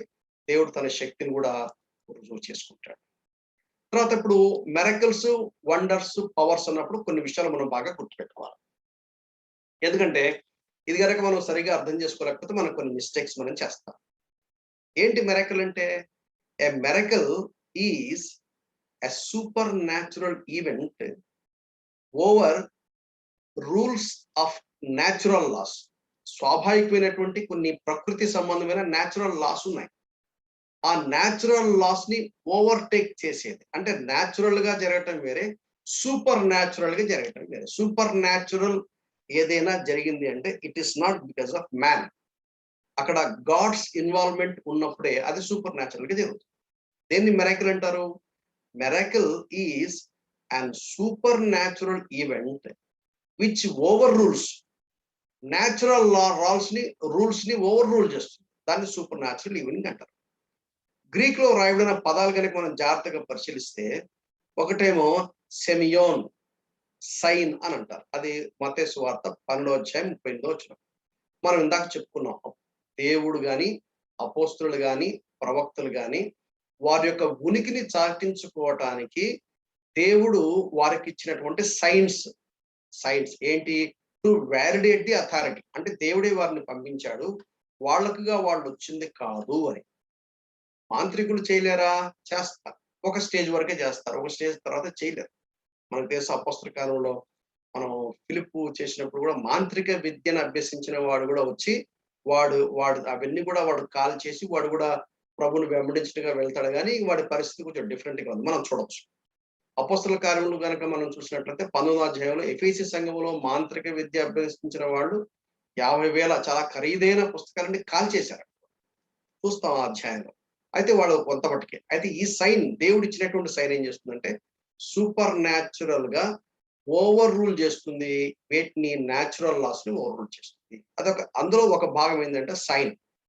అది అథారిటీ వ్యాలిడేట్ చేయడం. రెండవది ఏంటంటే డ్యూనామిస్ అంటే ఇట్ ఇస్ అ పవర్.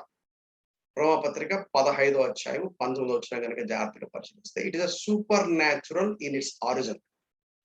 ఇది కూడా దేవుడు వాడుకున్నప్పుడు జరిగే ప్రక్రియ. మూడవది ఎర్గాన్ అంటే works refer to deeds of Christ. యేసుక్రీస్తు వారు ఏదైతే చేశారో, వారు యేసుక్రీస్తు చేసినప్పుడు ఆయన చేసిన ఆ శక్తి సామర్థ్యాలని వివరిస్తుంది. ఏమిటి అంటే ఎర్గాన్. యోహాను సువార్త 10:38లో ఆ వివరణ చూస్తే మనకు అర్థమవుతుంది. ఆ తర్వాత టెరాస్ అనేది ఏం చేస్తుందంటే it causes wonder, astonishment for humans. దీన్ని మిరకల్, వండర్ అండ్ పవర్స్ అనే పదాలని బైబిల్లో వ్రాయబడినప్పుడు ఈ 4 విధాలుగా వాడారు. ఒకటేమో సైన్, రెండోదేమో పవర్, మూడోదేమో ఎర్గాన్. అంటే అది యేసుక్రీస్తు వారు చేసిన పరిచర్యకు ఈ మిరకల్ పరిశుద్ధాత్మ దేవుడి ద్వారా చేసినటువంటి దాన్ని ఎర్గన్ అని వాడారు. ఆ తర్వాత ఇట్ కాజెస్ వండర్. ఎందుకంటే సూపర్ న్యాచురల్ ఈవెంట్ ఎప్పుడు కూడా మనకి వండర్‌నే కలగజేస్తుంది. ఆ తర్వాత ఇక్కడ ఏమన్నాడు? ఆ! 9వ వచనం. మరి ఒకడికి ఆత్మ వలనని విశ్వాసము, మరి ఒకడికి ఆ ఆత్మ వలననే స్వస్థపరచు కృపావరములు. ఇక్కడ స్వస్థపరచడం అనేది మనము టెంపరల్ దాంట్లో పెట్టాం. దీని గురించిన కొంత వివరణ ఇస్తే గాని మీరు అంగీకరించరు. ఎందుకంటే ఇప్పుడు స్వస్థత లేవా? ఉన్నాయి. మరి ఎందుకని దీన్ని ఈ టెంపరల్‌లో పెట్టాము అంటే అర్థం ఏందంటే, it is a limited healing. ఇప్పుడు జరిగే వాటికి, అప్పుడు జరిగే వాటికి తేడా ఉంది. ఇప్పుడు జరిగే హీలింగ్స్ లేవా? ఉన్నాయి. అయితే ఇప్పుడు జరిగే హీలింగ్స్ అవి ఆర్గానిక్ గ్రోత్ గాని, ఫిజికల్‌గా, మెంటల్ గాని స్పెషల్‌గా రావు. ఫర్ ఎగ్జాంపుల్ మీకు ఇది చెప్తే బాగా అర్థమవుతుంది. ఇప్పుడు కుష్ఠరోగి ఉన్నాడు అనుకోండి. వాడికి 4 వేళ్ళు పోయినాయి. 4 వేళ్ళు పోయినాయి లేవు. ఇప్పుడు కుష్ఠరోగిని హీల్ చేసే హీలింగ్స్ లేవా? ఉన్నాయి. ఉంటే ఏమవుతుందంటే ఈ ఐదో వేలుకి కొంచెం ఉంది. అది పోదు, ఆగిపోదు. కానీ ఆ దినాల్లో యేసుక్రీస్తు వారు గానివ్వండి, శిష్యులు గానివ్వండి, ప్రవక్తలు గానివ్వండి, అపోస్తలులు గానివ్వండి, వాళ్ళు హీల్ చేసేప్పుడు ఏం చేశారంటే మళ్ళా 5 వేళ్ళు వచ్చేసినాయి. అంటే పోయిన ఆర్గాన్స్ మళ్ళా కొత్తగా వచ్చాయి. ఇప్పుడు అది లేవు.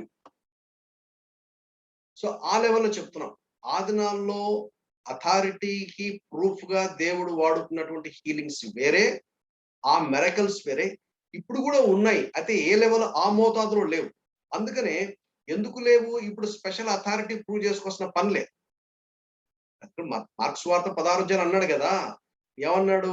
నేను చదువుతానమ్మా. చదివితే గాని మీకు ఇంకా బాగా అర్థమవుతుంది. మార్క్స్ వార్త 16 అధ్యాయంలో అక్కడ చాలా స్పష్టంగా రాయబడిన మాట ఉంది. ఏమని రాయబడింది? మార్క్స్ వార్త 16 అధ్యాయం. మీరు కూడా దయచేసి బైబిల్ తీయండి. 15 వచనం నుంచి నేను చదువుతాను చూడండి. మరియు మీరు సర్వలోకమునకు వెళ్లి సర్వ సృష్టికి సువార్తను ప్రకటించుడి.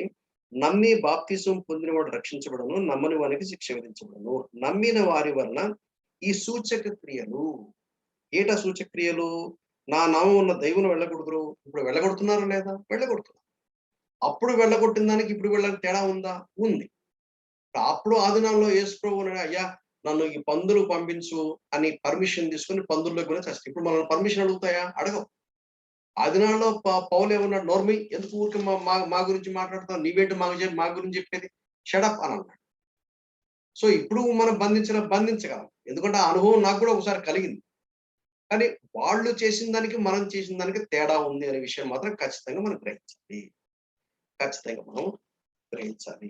ఇక్కడ నా నామమున దయ్యమును వెళ్ళగొడతారు, కొత్త భాషలు మాట్లాడతారు, పాములను ఎత్తి పట్టుకుంటారు, మరణకరమైనది త్రాగినా ఏం కాదు. రోగుల మీద చేతులుంచినప్పుడు స్వస్థత పొందుతారని వారితో చెప్పాను. దీన్ని పట్టుకొని కొంతమంది సువార్తని అంగీకరించిన వాళ్ళు సువార్త చెప్పడం వల్ల మీరు మత మార్పిడి చేస్తున్నారు. మీరు సువార్త చేయడానికి వీల్లేదు అని చెప్పేసి సువార్తకు వ్యతిరేకంగా ఉండే కొన్ని సంస్థలున్నాయి. వాళ్ళేమంటున్నారంటే, అచ్చా మీరు మీ బైబిల్‌లో రాయబడింది కదా! మేము పాయిజన్ ఇస్తాం మీరు తాగండి. అంటే తాగుతావా ఏంటి? కానీ అప్పట్లో తాగితే ఏం గాలా. ఇప్పుడు తాగితే సస్తారు గ్యారంటీ. ప్రార్థన చేసుకొని తాగితే చచ్చిపోతారు. దాన్ని సూసైడ్ అంటారు దాన్ని. ఇప్పుడు బైబిల్‌లో రాయబడింది గదా! మరి మరి తాగండి మరి అట్టాగైతే ఇప్పుడు. ఎంతమందైతే లేదు ఇప్పుడు కూడా ఉన్నాయనే వాళ్ళు తాగండి మరి. తాగరు. ఎందుకు తాగరంటే వాళ్ళకి తెలుసు. అంటే ఆ వాక్యం తెలిసినోళ్ళు మాట్లాడితే ఏం మాట్లాడరులేండి. వాక్యం తెలియని వాళ్ళ దగ్గర ఎన్నైనా వేద వేషాలేస్తారు గాని. సో, ఈ కాంటెక్స్ట్ ఏంటంటే బాగా గుర్తుపెట్టుకోండి. ఇది ఇప్పటికి జరగదా? జరగొచ్చు. ఎందుకంటే బైబిల్‌లో రాశారు. ఏ కాంటెక్స్ట్‌లో రాయబడింది? సువార్త కాంటెక్స్ట్‌లో రాయబడింది.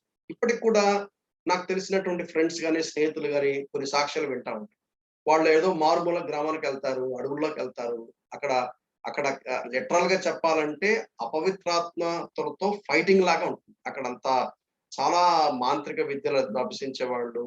అక్కడ రకరకాల అటువంటి వ్యవహారాలుంటాయి. అక్కడికి వెళ్లి సువార్త ప్రకటిస్తున్నప్పుడు దేవుడు ఖచ్చితంగా కొన్ని మిరకిల్స్ చేస్తాడు. కొన్ని హీలింగ్స్ చేస్తాడు. సాతానులు వాళ్ళు బంధిస్తారు.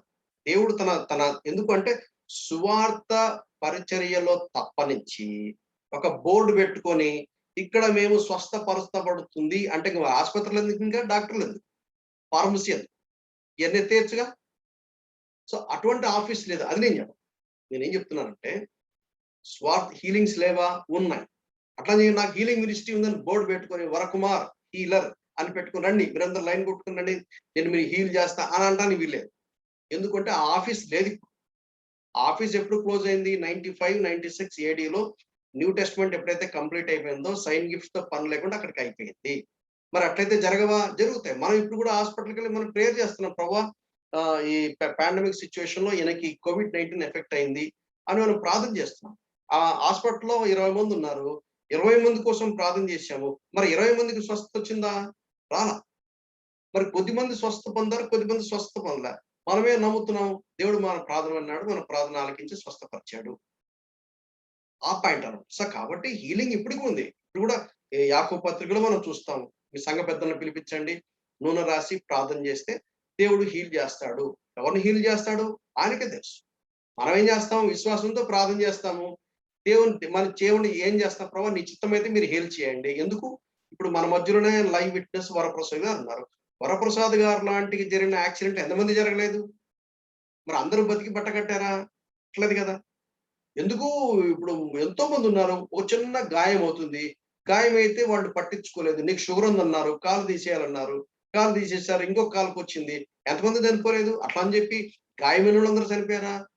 That's the point. అయితే మనం ఏం చేస్తాము? ప్రార్థన చేయమన్నాడు, అడగమన్నాడు, అడుగుతాము. హీలింగ్ ఉందన్నాడు, ప్రార్థన చేస్తాం. ఆయన ఇష్టం అది.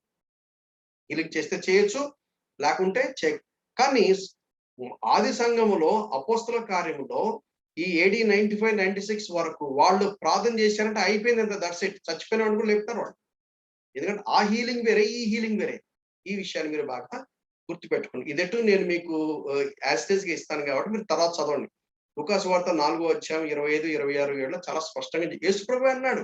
అసలు ఆ దినాల్లో కూడా అందరూ హీల్ అయ్యారా? ఆ ఒక్క మాట మీకు చదివి చూపిస్తాను. లూకా సువార్త 4వ అధ్యాయం. ఇది సాక్షాత్తు యేసుక్రీస్తు వారు మాత్రం ఆయన పలికినటువంటి మాటల్లో మనకు వివరంగా మనకు అర్థమవుతుంది. ఏలియా దినముల యందు 3 ఏండ్ల 6 నెలలు ఆకాశం మూయబడి దేశమందంతటా గొప్ప కరువు సంభవించినప్పుడు ఇశ్రాయేలులో అనేక మంది విధవరాండులను ఏలియా సీదోనులోని సారెపతు అను ఊరిలో ఉన్న ఒక విధవరాల యొద్దకే గాని మరి ఎవరి వద్దకు పంపబడలే. మరి ఆ దినాల్లో విధవరాలు లేరా? ధనికులు ఆ ఒక్కతేనే ఉంది. కానీ ఆ ఒక్కతే బతికింది. పోనీ ఏలియా లాంటి వాళ్ళు ఎంతమంది లేరు? అందరికీ దొరికిందా? ఈయనకు ఒక్కడికే దొరికింది. ఇంకేమన్నాడు చూడండి. మరియు ప్రవక్త అయిన ఎలీషా కాలమందు ఇశ్రాయేలులో అనేక కుష్ఠరోగులున్నను సిరియా దేశస్థుడైన నయమాను తప్ప మరి ఎవడనూ శుద్ధి నొందలేదని నేను మీతో నిశ్చయముగా చెప్తున్నా. ఎవరి మాటలు చెప్పేది? యేసుప్రభువు చెప్తున్నాడు. మరి నయమాను లాంటి కుష్ఠరోగులు ఎంతమందికి లేవు? చాలా మందికి ఉంది. మరి అందరూ స్వస్థ పొందారా? పొందలా. మరి ఆ దినాల్లోనే పరిస్థితి లిమిటెడ్ గా ఉన్నప్పుడు ఇప్పుడు న్యూ టెస్ట్మెంట్ మనకు వచ్చేసిన తర్వాత ఇంకా నాకు స్వస్థపరిచే ఆఫీస్ నాకు ఉంది, మీరు రండి, మేము అందరిని హీల్ చేస్తాము వచ్చి అంటే మరి బిబ్లికల్ అనాలన్నా, అన్బిబ్లికల్ అనాలన్నా? అది పాయింట్. అది పాయింట్. సో ఈ విషయాన్ని మనం గుర్తుపెట్టుకుంటే ఆ తర్వాత మీరు చదవండి. యోహాను సువార్త 5:3-9, ఫిలిప్పీ పత్రిక 2:26. ఈ వాక్యాలు నేను మీ ముందున్నాయి కాబట్టి మీరు చదవండి, మీకు అర్థమవుతుంది. It is possible for healing particularly in the process of preaching gospel, but not professional healers office. Professional healers office అనేది లేదు. అది వాక్యం చెప్పే నా విశ్వాసము. నేను ఏదైతే నమ్ముతానో, ఏదైతే కరెక్ట్ అని నాకు అర్థమైందో అది నేను మీకు చెప్తున్నా. ఆ తర్వాత అలాగే మిరకల్స్ కూడా ఏంటి? మిరకల్స్ అంటే which cannot be explained by natural or scientific laws, therefore attributed to supernatural God. మనకు అర్థం కాదు. ఎందుకంటే సైంటిఫిక్ లాస్ ఎక్స్ప్లెయిన్ చేయలేవు, న్యాచురల్ లాస్ కూడా ఎక్స్ప్లెయిన్ చేయలేవు. ఎందుకంటే సూపర్ న్యాచురల్ అవి ఇప్పుడు లేవని చెప్తున్నాం. ఎందుకంటే దాని అవసరం లేదు కాబట్టి. యేసుక్రీస్తు వారు 30 సంవత్సరాలు ఆయన భూమి మీద సామాన్య మానవుడిగా జీవించినప్పుడే ఆయన ఏమి చేసినట్టుగా బైబిల్లో రాయలా. సాక్షాత్తు దేవుడే. ఎందుకని రాయలేదు? అవసరం లేదు. It is possible for miracles, particularly in the process of preaching gospel, but not professional miracles office. Professional miracles office అనేది లేదు. ఆ తర్వాత ఎక్కడ దాకా వచ్చాము? 1 కొరింథీ 12వ అధ్యాయం. 1 కొరింథీ 12వ అధ్యాయం. 12వ అధ్యాయం స్వస్థపరచు 10వ వచనం. మరియు ఒకడికి అద్భుత కార్యములు చేయ శక్తియు, మరి ఒకడికి ప్రవచనం కంప్లీట్ చేశాము. తర్వాత అద్భుత కార్యాలు కంప్లీట్ చేశాము. ఆ తర్వాత స్వస్థపరచువరు కంప్లీట్. మరి ఒకడికి ప్రవచన వరం, మరి ఒకడికి ఆత్మల వివేచన. ఆత్మల వివేచన అంటే డిసర్న్మెంట్ ఆఫ్ ద స్పిరిట్స్. ఏంటి ఆత్మల వివేచన? Super natural ability to distinguish between demonic, human and divine spirits in another person. ఇది సర్వసాధారణంగా సంఘ పెద్దలకి, సంఘ నాయకులకు, సంఘ కాపరికి ఉండాలి. సంఘానికి వస్తారు, అందరూ పెద్ద మనుషుల్లాగానే ఉంటారు, దొరల్లాగానే ఉంటారు. కానీ యాక్చువల్ గా వాళ్ళని డ్రైవ్ చేసే, వాళ్ళ వెనక ఉన్నటువంటి మోటివేట్ చేసి వాళ్ళ ద్వారా జరిగించే కొన్ని డిఫరెంట్ స్పిరిట్స్ ఉంటాయి. ఇది మేము కూడా గమనించాము. సంఘాల్లో చాలా తొందర చేస్తారు, చాలా తొందర చేస్తారు. సంఘ నాయకులు, సంఘ కాపరులు, సంఘ పెద్దలు లేక ఒక ఆర్గనైజేషన్ కి సంబంధించిన వాళ్ళు ఆ డిసర్నింగ్ స్పిరిట్ అని దేవుడు వాళ్ళకి ఇస్తాడు. వాళ్ళు ఈజీ గుర్తుపడతారు. వాళ్ళు మాట్లాడే మాటలు, వాళ్ళ ప్రవర్తన, వాళ్ళ జీవిత విధానం సమ్ డిఫరెంట్ స్పిరిట్ అని చెప్పి వాళ్ళను కేర్ఫుల్ గా హ్యాండిల్ చేస్తారు. ఇది జరగాలి. This is the discernment of the spirit. కొన్నిసార్లు అవతల వచ్చి స్టోరీలు చెప్తా ఉంటారు. మా హెల్త్ బాగుండట్లేదండి, మా కుటుంబ పరిస్థితి బాగుంది, మాకు హెల్ప్ చేయండి అని వస్తారు. వాళ్ళు చెప్తా ఉంటే వాళ్ళు మాట్లాడుతూ ఒక 10 నిమిషాలు మాట్లాడి అర్థమైపోతారు. ఓహో, సంథింగ్ సీరియస్లీ రాంగ్ అని. ఆ డిసర్న్మెంట్ అనేది అది పరిశుద్ధాత్మ దేవుడు ఇచ్చినటువంటి కృపావరము. ఏంటి discernment? Super natural ability to distinguish between demonic, human and divine spirits. ఆ తర్వాత unknown human languages in use. దీని గురించి నేను సపరేట్ గా ఒక క్లాసే తీసుకుంటాను. ఆ వివరాలు మీకు బాగా ఎక్స్ప్లెయిన్ చేస్తాను. ఏమిటది? టంగ్స్, నానావిధ భాషలు. తర్వాత భాషల అర్థం చెప్పడం. దీనికి సపరేట్ గా ఇది అయిన వెంటనే నాకు ఏ కృపావరం ఇవ్వబడింది, ఎట్లా గుర్తించాలి అనేది దాని గురించి అదొక ప్రజెంటేషను. రెండవ ప్రజెంటేషన్ ఏంటిదంటే భాషలు మాట్లాడడం, భాషలకు అర్థం చెప్పడం. ఈ రెండింటి గురించి ఇంకొక సెషన్. ఎందుకంటే నాకున్న 5 మినిట్స్ టైం ఉంది. ఈ 5 మినిట్స్ లో ఈ టాపిక్ క్లోజ్ చేస్తాను. మిగిలిన అవి 2 దేవుని చిత్తం అయితే నెక్స్ట్ క్లాస్ లో మీకు ఎక్స్ప్లెయిన్ చేస్తాను. ఎందుకు దీన్ని టెంపరల్ గా పెట్టాము, ఇప్పుడు ఎందుకు పెట్టట్లేదు, దాని వివరణ మనం డెఫినెట్లీ డిస్కస్ చేద్దాం. ఒకటి టంగ్స్, రెండవది ఇంటర్ప్రిటేషన్ ఆఫ్ ది టంగ్స్. ఆ తర్వాత ఉపకారం ఎక్కడుందన్నమాట, 28వ వచనం, 28th వర్డ్స్. దేవుడు సంఘములో మొదట కొందరిని అపోస్తలులు గాను, కొందరిని ప్రవక్తలు గాను, పిమ్మట కొందరిని బోధకులు గాను, కొందరిని అద్భుతములు చేయవారిని, కొందరిని స్వస్థపరచు కృపావరులు గాను, కొందరిని ఉపకారములు చేయవారు గాను. ఏంటి? హెల్ప్స్. ఉపకారం అంటే వెరీ సింపుల్. దాని గురించి మీకు స్పెషల్ గా మీకు చెప్పాల్సిన పని లేదు. What kind of help? Any kind of help. సంఘంలో కొన్ని గ్యాప్స్ ఉంటాయి. ఆ గ్యాప్స్ చేయడానికి, ఆ గ్యాప్స్ పూరించగలిగింది కొద్దిమందే. ఉపకారం అంటే ఇతరులకు మేలు చేయటం. ఇతరులకు మేలు చేసే కృపావరము కలిగిన వాళ్ళు ఉంటారు. సో వాళ్ళు ఎప్పుడు మేలు చేస్తాడు, ఉపకారం చేస్తా ఉంటారు. రకరకాల రూపేణ. కొన్నిసార్లు మాటల ద్వారా కావచ్చు, కొన్నిసార్లు డబ్బు రూపేణ కావచ్చు, కొన్నిసార్లు వాళ్ళకున్న పలుకుబడిన ద్వారా కావచ్చు, వాట్ ఎవర్. కొన్నిసార్లు వాళ్ళకున్న ఇంట్లోనే వాళ్ళని గెస్ట్ గా పెట్టుకుంటారు, లేకపోతే వాళ్ళని ఆదరిస్తారు, వాళ్ళని ప్రేమిస్తారు. ఏదో విధంగా ఉపకారం, ఒక మంచి కార్యం చేయడానికి ప్రయత్నం చేస్తారు. సంఘంలో కొంతమందిని ఉపయోగిస్తారు. ఆ తర్వాత అడ్మినిస్ట్రేషన్. అడ్మినిస్ట్రేషన్ అని ఎక్కడ రాసాము, ఇక్కడ ఏమన్నా అంటే 29వ వచనము, 28వ వచనంలో అందరినీ ప్రభుత్వములు చేయువారుని గాను. ప్రభుత్వములు చేయువారు. ప్రభుత్వములు చేయువారు అంటే ఏంటిది? అది దాని మూల భాషలో, గ్రీక్ భాషలో ఒక పైలట్ షిప్ ను నడిపిస్తున్నప్పుడు ఎలా నావిగేట్ చేస్తాడో అలాగే అడ్మినిస్ట్రేషన్ చేస్తాడు. సంఘంలో కూడా అడ్మినిస్ట్రేషన్ చేయడం అంటే అర్థం ఏంటి? ఒక ప్రోగ్రామ్ చేయాలంటే దాని వెనక చాలా లాట్ ఆఫ్ అడ్మినిస్ట్రేషన్ ఉంటుంది. అడ్మినిస్ట్రేషన్ అంటే ఒక ఒక ఒక ఒక పెద్ద ఒక 500 మందికి ఒక ప్రోగ్రామ్ చేయాలంటే దాని వెనక చాలా lot of planning, lot of organising ఉంటుంది. ప్రజలను ఇన్వాల్వ్ చేయాలి. రిసోర్సెస్, ఇన్పుట్ ఏంటి, అవుట్పుట్ ఏంటి, ఎలా చేయాలి, ఎవరు చేయాలి, ఎప్పుడు చేయాలి, ఎట్లా చేయాలి, దాన్ని చక్కగా చేయగలిగింది అడ్మినిస్ట్రేషన్. ఆ గిఫ్ట్ కూడా కొంతమందికి ఇస్తారు. వాళ్ళు ఏం చేస్తారంటే, నేను అలా చేశాను. ఒక సింగిల్ హ్యాండెడ్ గా ఒక పెద్ద కాన్వికేషన్ ని హ్యాండిల్ చేయడానికి దేవుడు మాకు తర్వాత అర్థమైంది. అంటే ఏం చేస్తాం, రిసోర్స్, మ్యాన్ పవర్ ఎంతమంది ఉన్నారు, ఫైనాన్సెస్ పవర్ ఏంటి, మనకి యాక్చువల్ గా ఏం కావాలి అని నీట్ గా డివైడ్ చేసి, ఆర్గనైజ్ చేసి, ఎవరెవరికి వాళ్ళ పనులు అప్పగించి, వాళ్ళకి ట్రైన్ అప్ చేసి, వాళ్ళకి కౌన్సిల్ చేసి, వెనక నుండి సూపర్వైజ్ చేస్తూ మళ్ళీ వెంటనే దాన్ని మొత్తం స్టార్ట్ నుండి ఎండింగ్ వరకు చక్కగా చేయడం administration. Not all can do it. ఎవరైతే ఆ కృపావరం కలిగి ఉన్నారో వాళ్ళు ఆ పని చేస్తారు.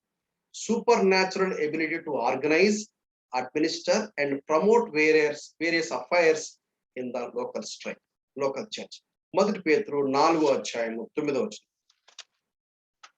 మొదటి పేతురు 4వ అధ్యాయము 9వ వచనం. సణుగకుండా ఒకనికి ఒకడు ఆతిథ్యము చేయుడి. హాస్పిటాలిటీ. సంఘాల్లో ఈ పరిచర్య దాదాపు నన్ను అడిగితే ప్రతి క్రైస్తవుడికి ఆతిథ్యం ఇవ్వటం అనేది అది ఒక ఆనవాయితీగా మనం పెట్టుకోవాలి. ఎందుకంటే దేవుని ప్రేమను చూపడానికి ఇది పెద్ద ఒక మంచి channel. It is a great channel of blessing. ఇతరులను బ్లెస్ చేయడానికి, దేవుని ప్రేమను చూపించడానికి హాస్పిటాలిటీ. ఇక కొంతమంది ఇళ్ళలో చూస్తాము, ఇద్దరే ఉంటారు అనుకోండి, చిన్న చిన్న గిన్నెలు ఉంటాయి. అంటే ఆ ఇద్దరికి సరిపడా వండుకుంటారు, కానీ ఒక మనిషి కూడా ఎక్స్ట్రా ఉండరు. కానీ నా అభిప్రాయం ఏంటంటే, సడన్ గా ఎవరైనా ఇంటికి వస్తే భోంచేయండి అని చెప్పడానికి ఎప్పుడు అస్త ఎక్స్ట్రా వండి, ఎవరు రాలేదనుకోండి ఆ టయానికి ఎవరైనా గుర్తించి మనం ఇతరులకు ఇవ్వటం అనేది అది మంచి హ్యాబిట్. అది. ఆ తర్వాత 1 కొరింథీ 7వ అధ్యాయము 7వ వచనం. చివరిగా 1 కొరింథీ 7వ అధ్యాయము 7వ వచనం. అపోస్తలుడు పౌలు తన అనుభవంలోంచి పలుకుతున్నటువంటి ఒక మాటగా మనం దీన్ని తీసుకోవాలి. 1 కొరింథీ 7వ అధ్యాయము 7వ వచనం.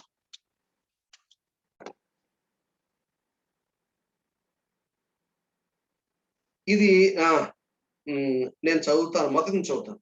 అప్పుడు కాంటెక్స్ట్ బాగా అర్థమవుతుంది. మీరు రాసిన విషయం అంటే కొరింథీలో ఉన్న వాళ్ళు పౌలుకి ఉత్తరం రాశారు. ఉత్తరం రాస్తే కొన్ని ప్రాబ్లమ్స్ ఉన్నాయండి, మాకు కొన్ని క్వశ్చన్స్ ఉన్నాయండి, మీరు కొద్దిగా జవాబు ఇవ్వండి అని రాశారు.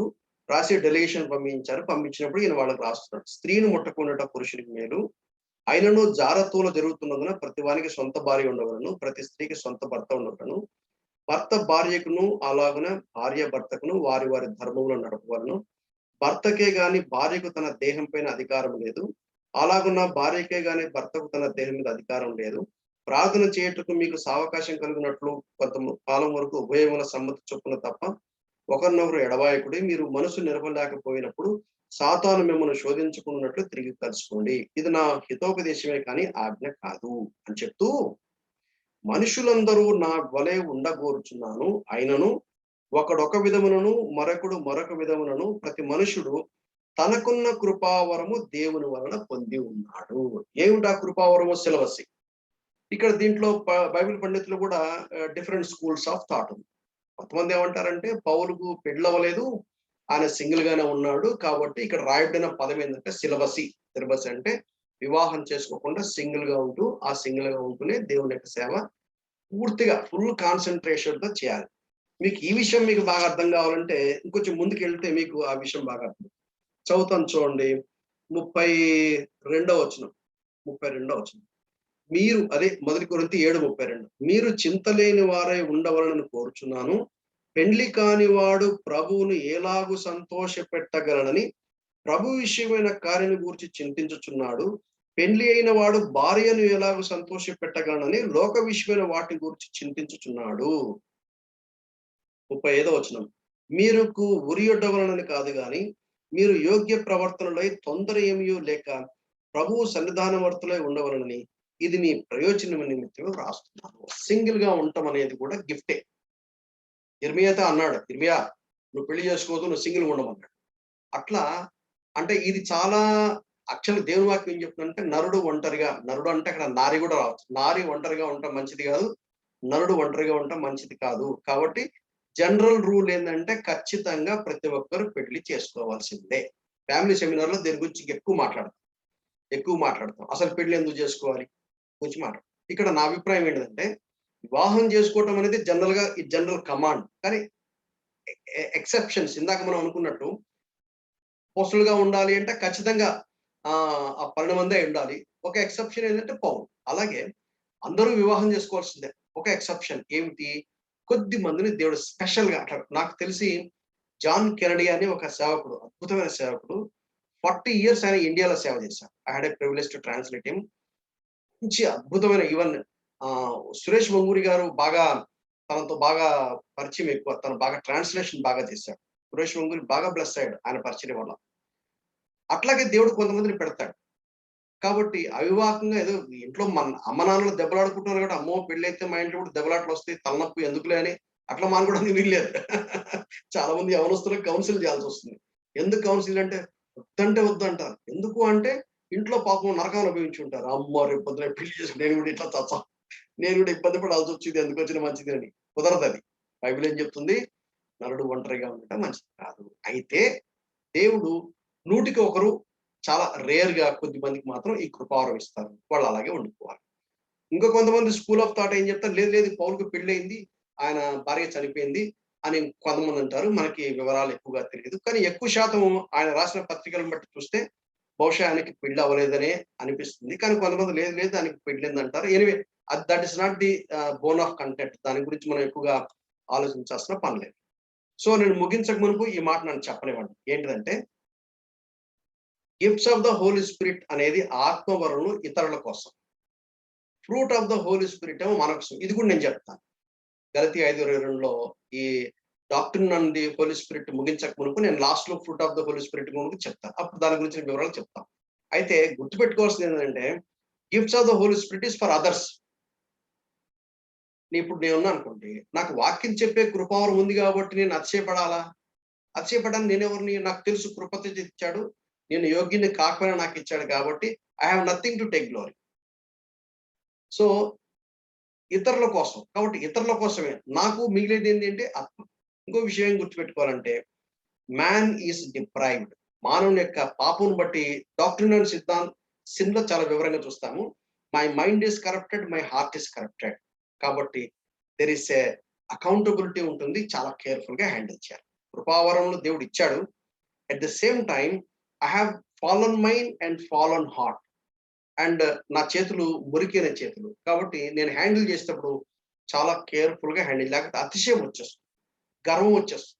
నాకులాగా ఎవరు చెప్పలేరు, నాకులాగా ఎవరు ఇవ్వలేరు, నాకులాగా ఎవరు సేవ చేయలేరు, నాలాగా ఎవరు ఫెయిత్ఫుల్ గా లేరు, నా అంత పరిశుద్ధుడు ఇంకోటి లేడు అన్నప్పుడే పతనం అనేది స్టార్ట్ అయింది. ఆ ఒక్క విషయంలో మాత్రం దయచేసి జాగ్రత్తగా ఉండండి. కృపావరాలు ఇచ్చాడు కదా అని చెప్పేసి మనము ఓవర్ యాక్షన్ చేస్తే చాలా దెబ్బతింటాము అనేది మన భాషలో సులభంగా అర్థం చేసుకోవడానికి అలా చెప్తే సరే. Let us recap. ఏం నేర్చుకున్నాం మనము? టెంపరల్ అపోస్తలులు, ప్రవక్తలు, జ్ఞానవాక్యము, స్వస్థపరచడము, అద్భుతములు, నానా భాషలకు అర్థం, ఇవి 2 పెండింగ్ పెట్టాము. వీటి గురించి నెక్స్ట్ క్లాస్ లో మనం బాగా వివరంగా విపులంగా చూద్దాం. ఆ తర్వాత చర్చ్ ఏజ్ ఆపరేషన్ ఉన్నవేంటి? సువార్థికులు, కాపరులు, ఉపదేశకులు, పరిచర్య, బోధకులు, హెచ్చరించడం, పంచిపెట్టడం, పై విచారణ చేయటం. ఆ తర్వాత కరుణించడం, బుద్ధివాక్యము, విశ్వాసము, ఆత్మల వివేచన, ఉపకారములు, ప్రభుత్వం చేయవారు, హాస్పిటాలిటీ, అవివాహకులు. సో ఇంతటితో మనము అనుకున్నట్టు పరిశుద్ధాత్మ దేవుని కృపావరములు అయిపోయినాయి. దేవుని చిత్తమైతే ఆ మరుసటి క్లాస్ లో మనం ఏం చేస్తామంటే how to recognise my spiritual gift అనేది ముందు చూస్తాము. అదైన తర్వాత భాషలతో మాట్లాడడం అంటే ఏంటి, దాన్ని ఎలా అర్థం చేసుకోవాలి, అది అయిన తర్వాత చివరిలో పరిశుద్ధాత్మ దేవుని ఫలం గురించి చెప్తే అక్కడికి doctrine of the Holy Spirit అనేది అయిపోతుంది. So thank you, God bless you. దేవుడు నాకు ఇచ్చినటువంటి మీకు సేవ చేయడానికి దేవుడు నాకు కల్పించిన ఈ యొక్క అవకాశం బట్టి దేవునికి కృతజ్ఞతలు. మీకు కూడా నా యొక్క నిండు వందనాలు. ఓవర్ టు బ్రదర్ వరప్రసాద్ గారు. అన్న ప్రేయర్ చేసి బెనెడిక్షన్ అన్న.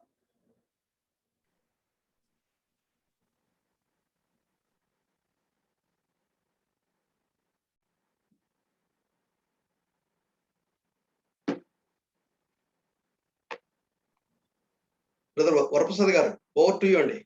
ప్రేయర్ చేసి బెనెడిక్షన్ ఇవ్వండి అన్న. నా స్పీచ్ ఉందండి అన్న. ప్రేయర్ చేసి బెనెడిక్షన్ ఇవ్వండి అన్న. హలో అన్న, చెప్పండి కదా. ప్రేయర్ చేసి బెనెడిక్షన్ ఇవ్వండి అన్న. ఓకే. ప్రేమల మా తండ్రి, పరిశుద్ధుడైన మా దేవ, నీ వాక్యాన్ని పంచుకోవడానికి ఇచ్చిన కృప స్తోత్రాలు నాయన. మీరు చేసిన సహాయానికి స్తోత్రములు. ఇతరుడైన వాక్యాన్ని ఫలింపజేయండి. ప్రియమైన సహోదరి సహోదరులు ఎవరైతే జాయిన్ కాగలేరో వారిని బట్టి మీకు స్తోత్రములు.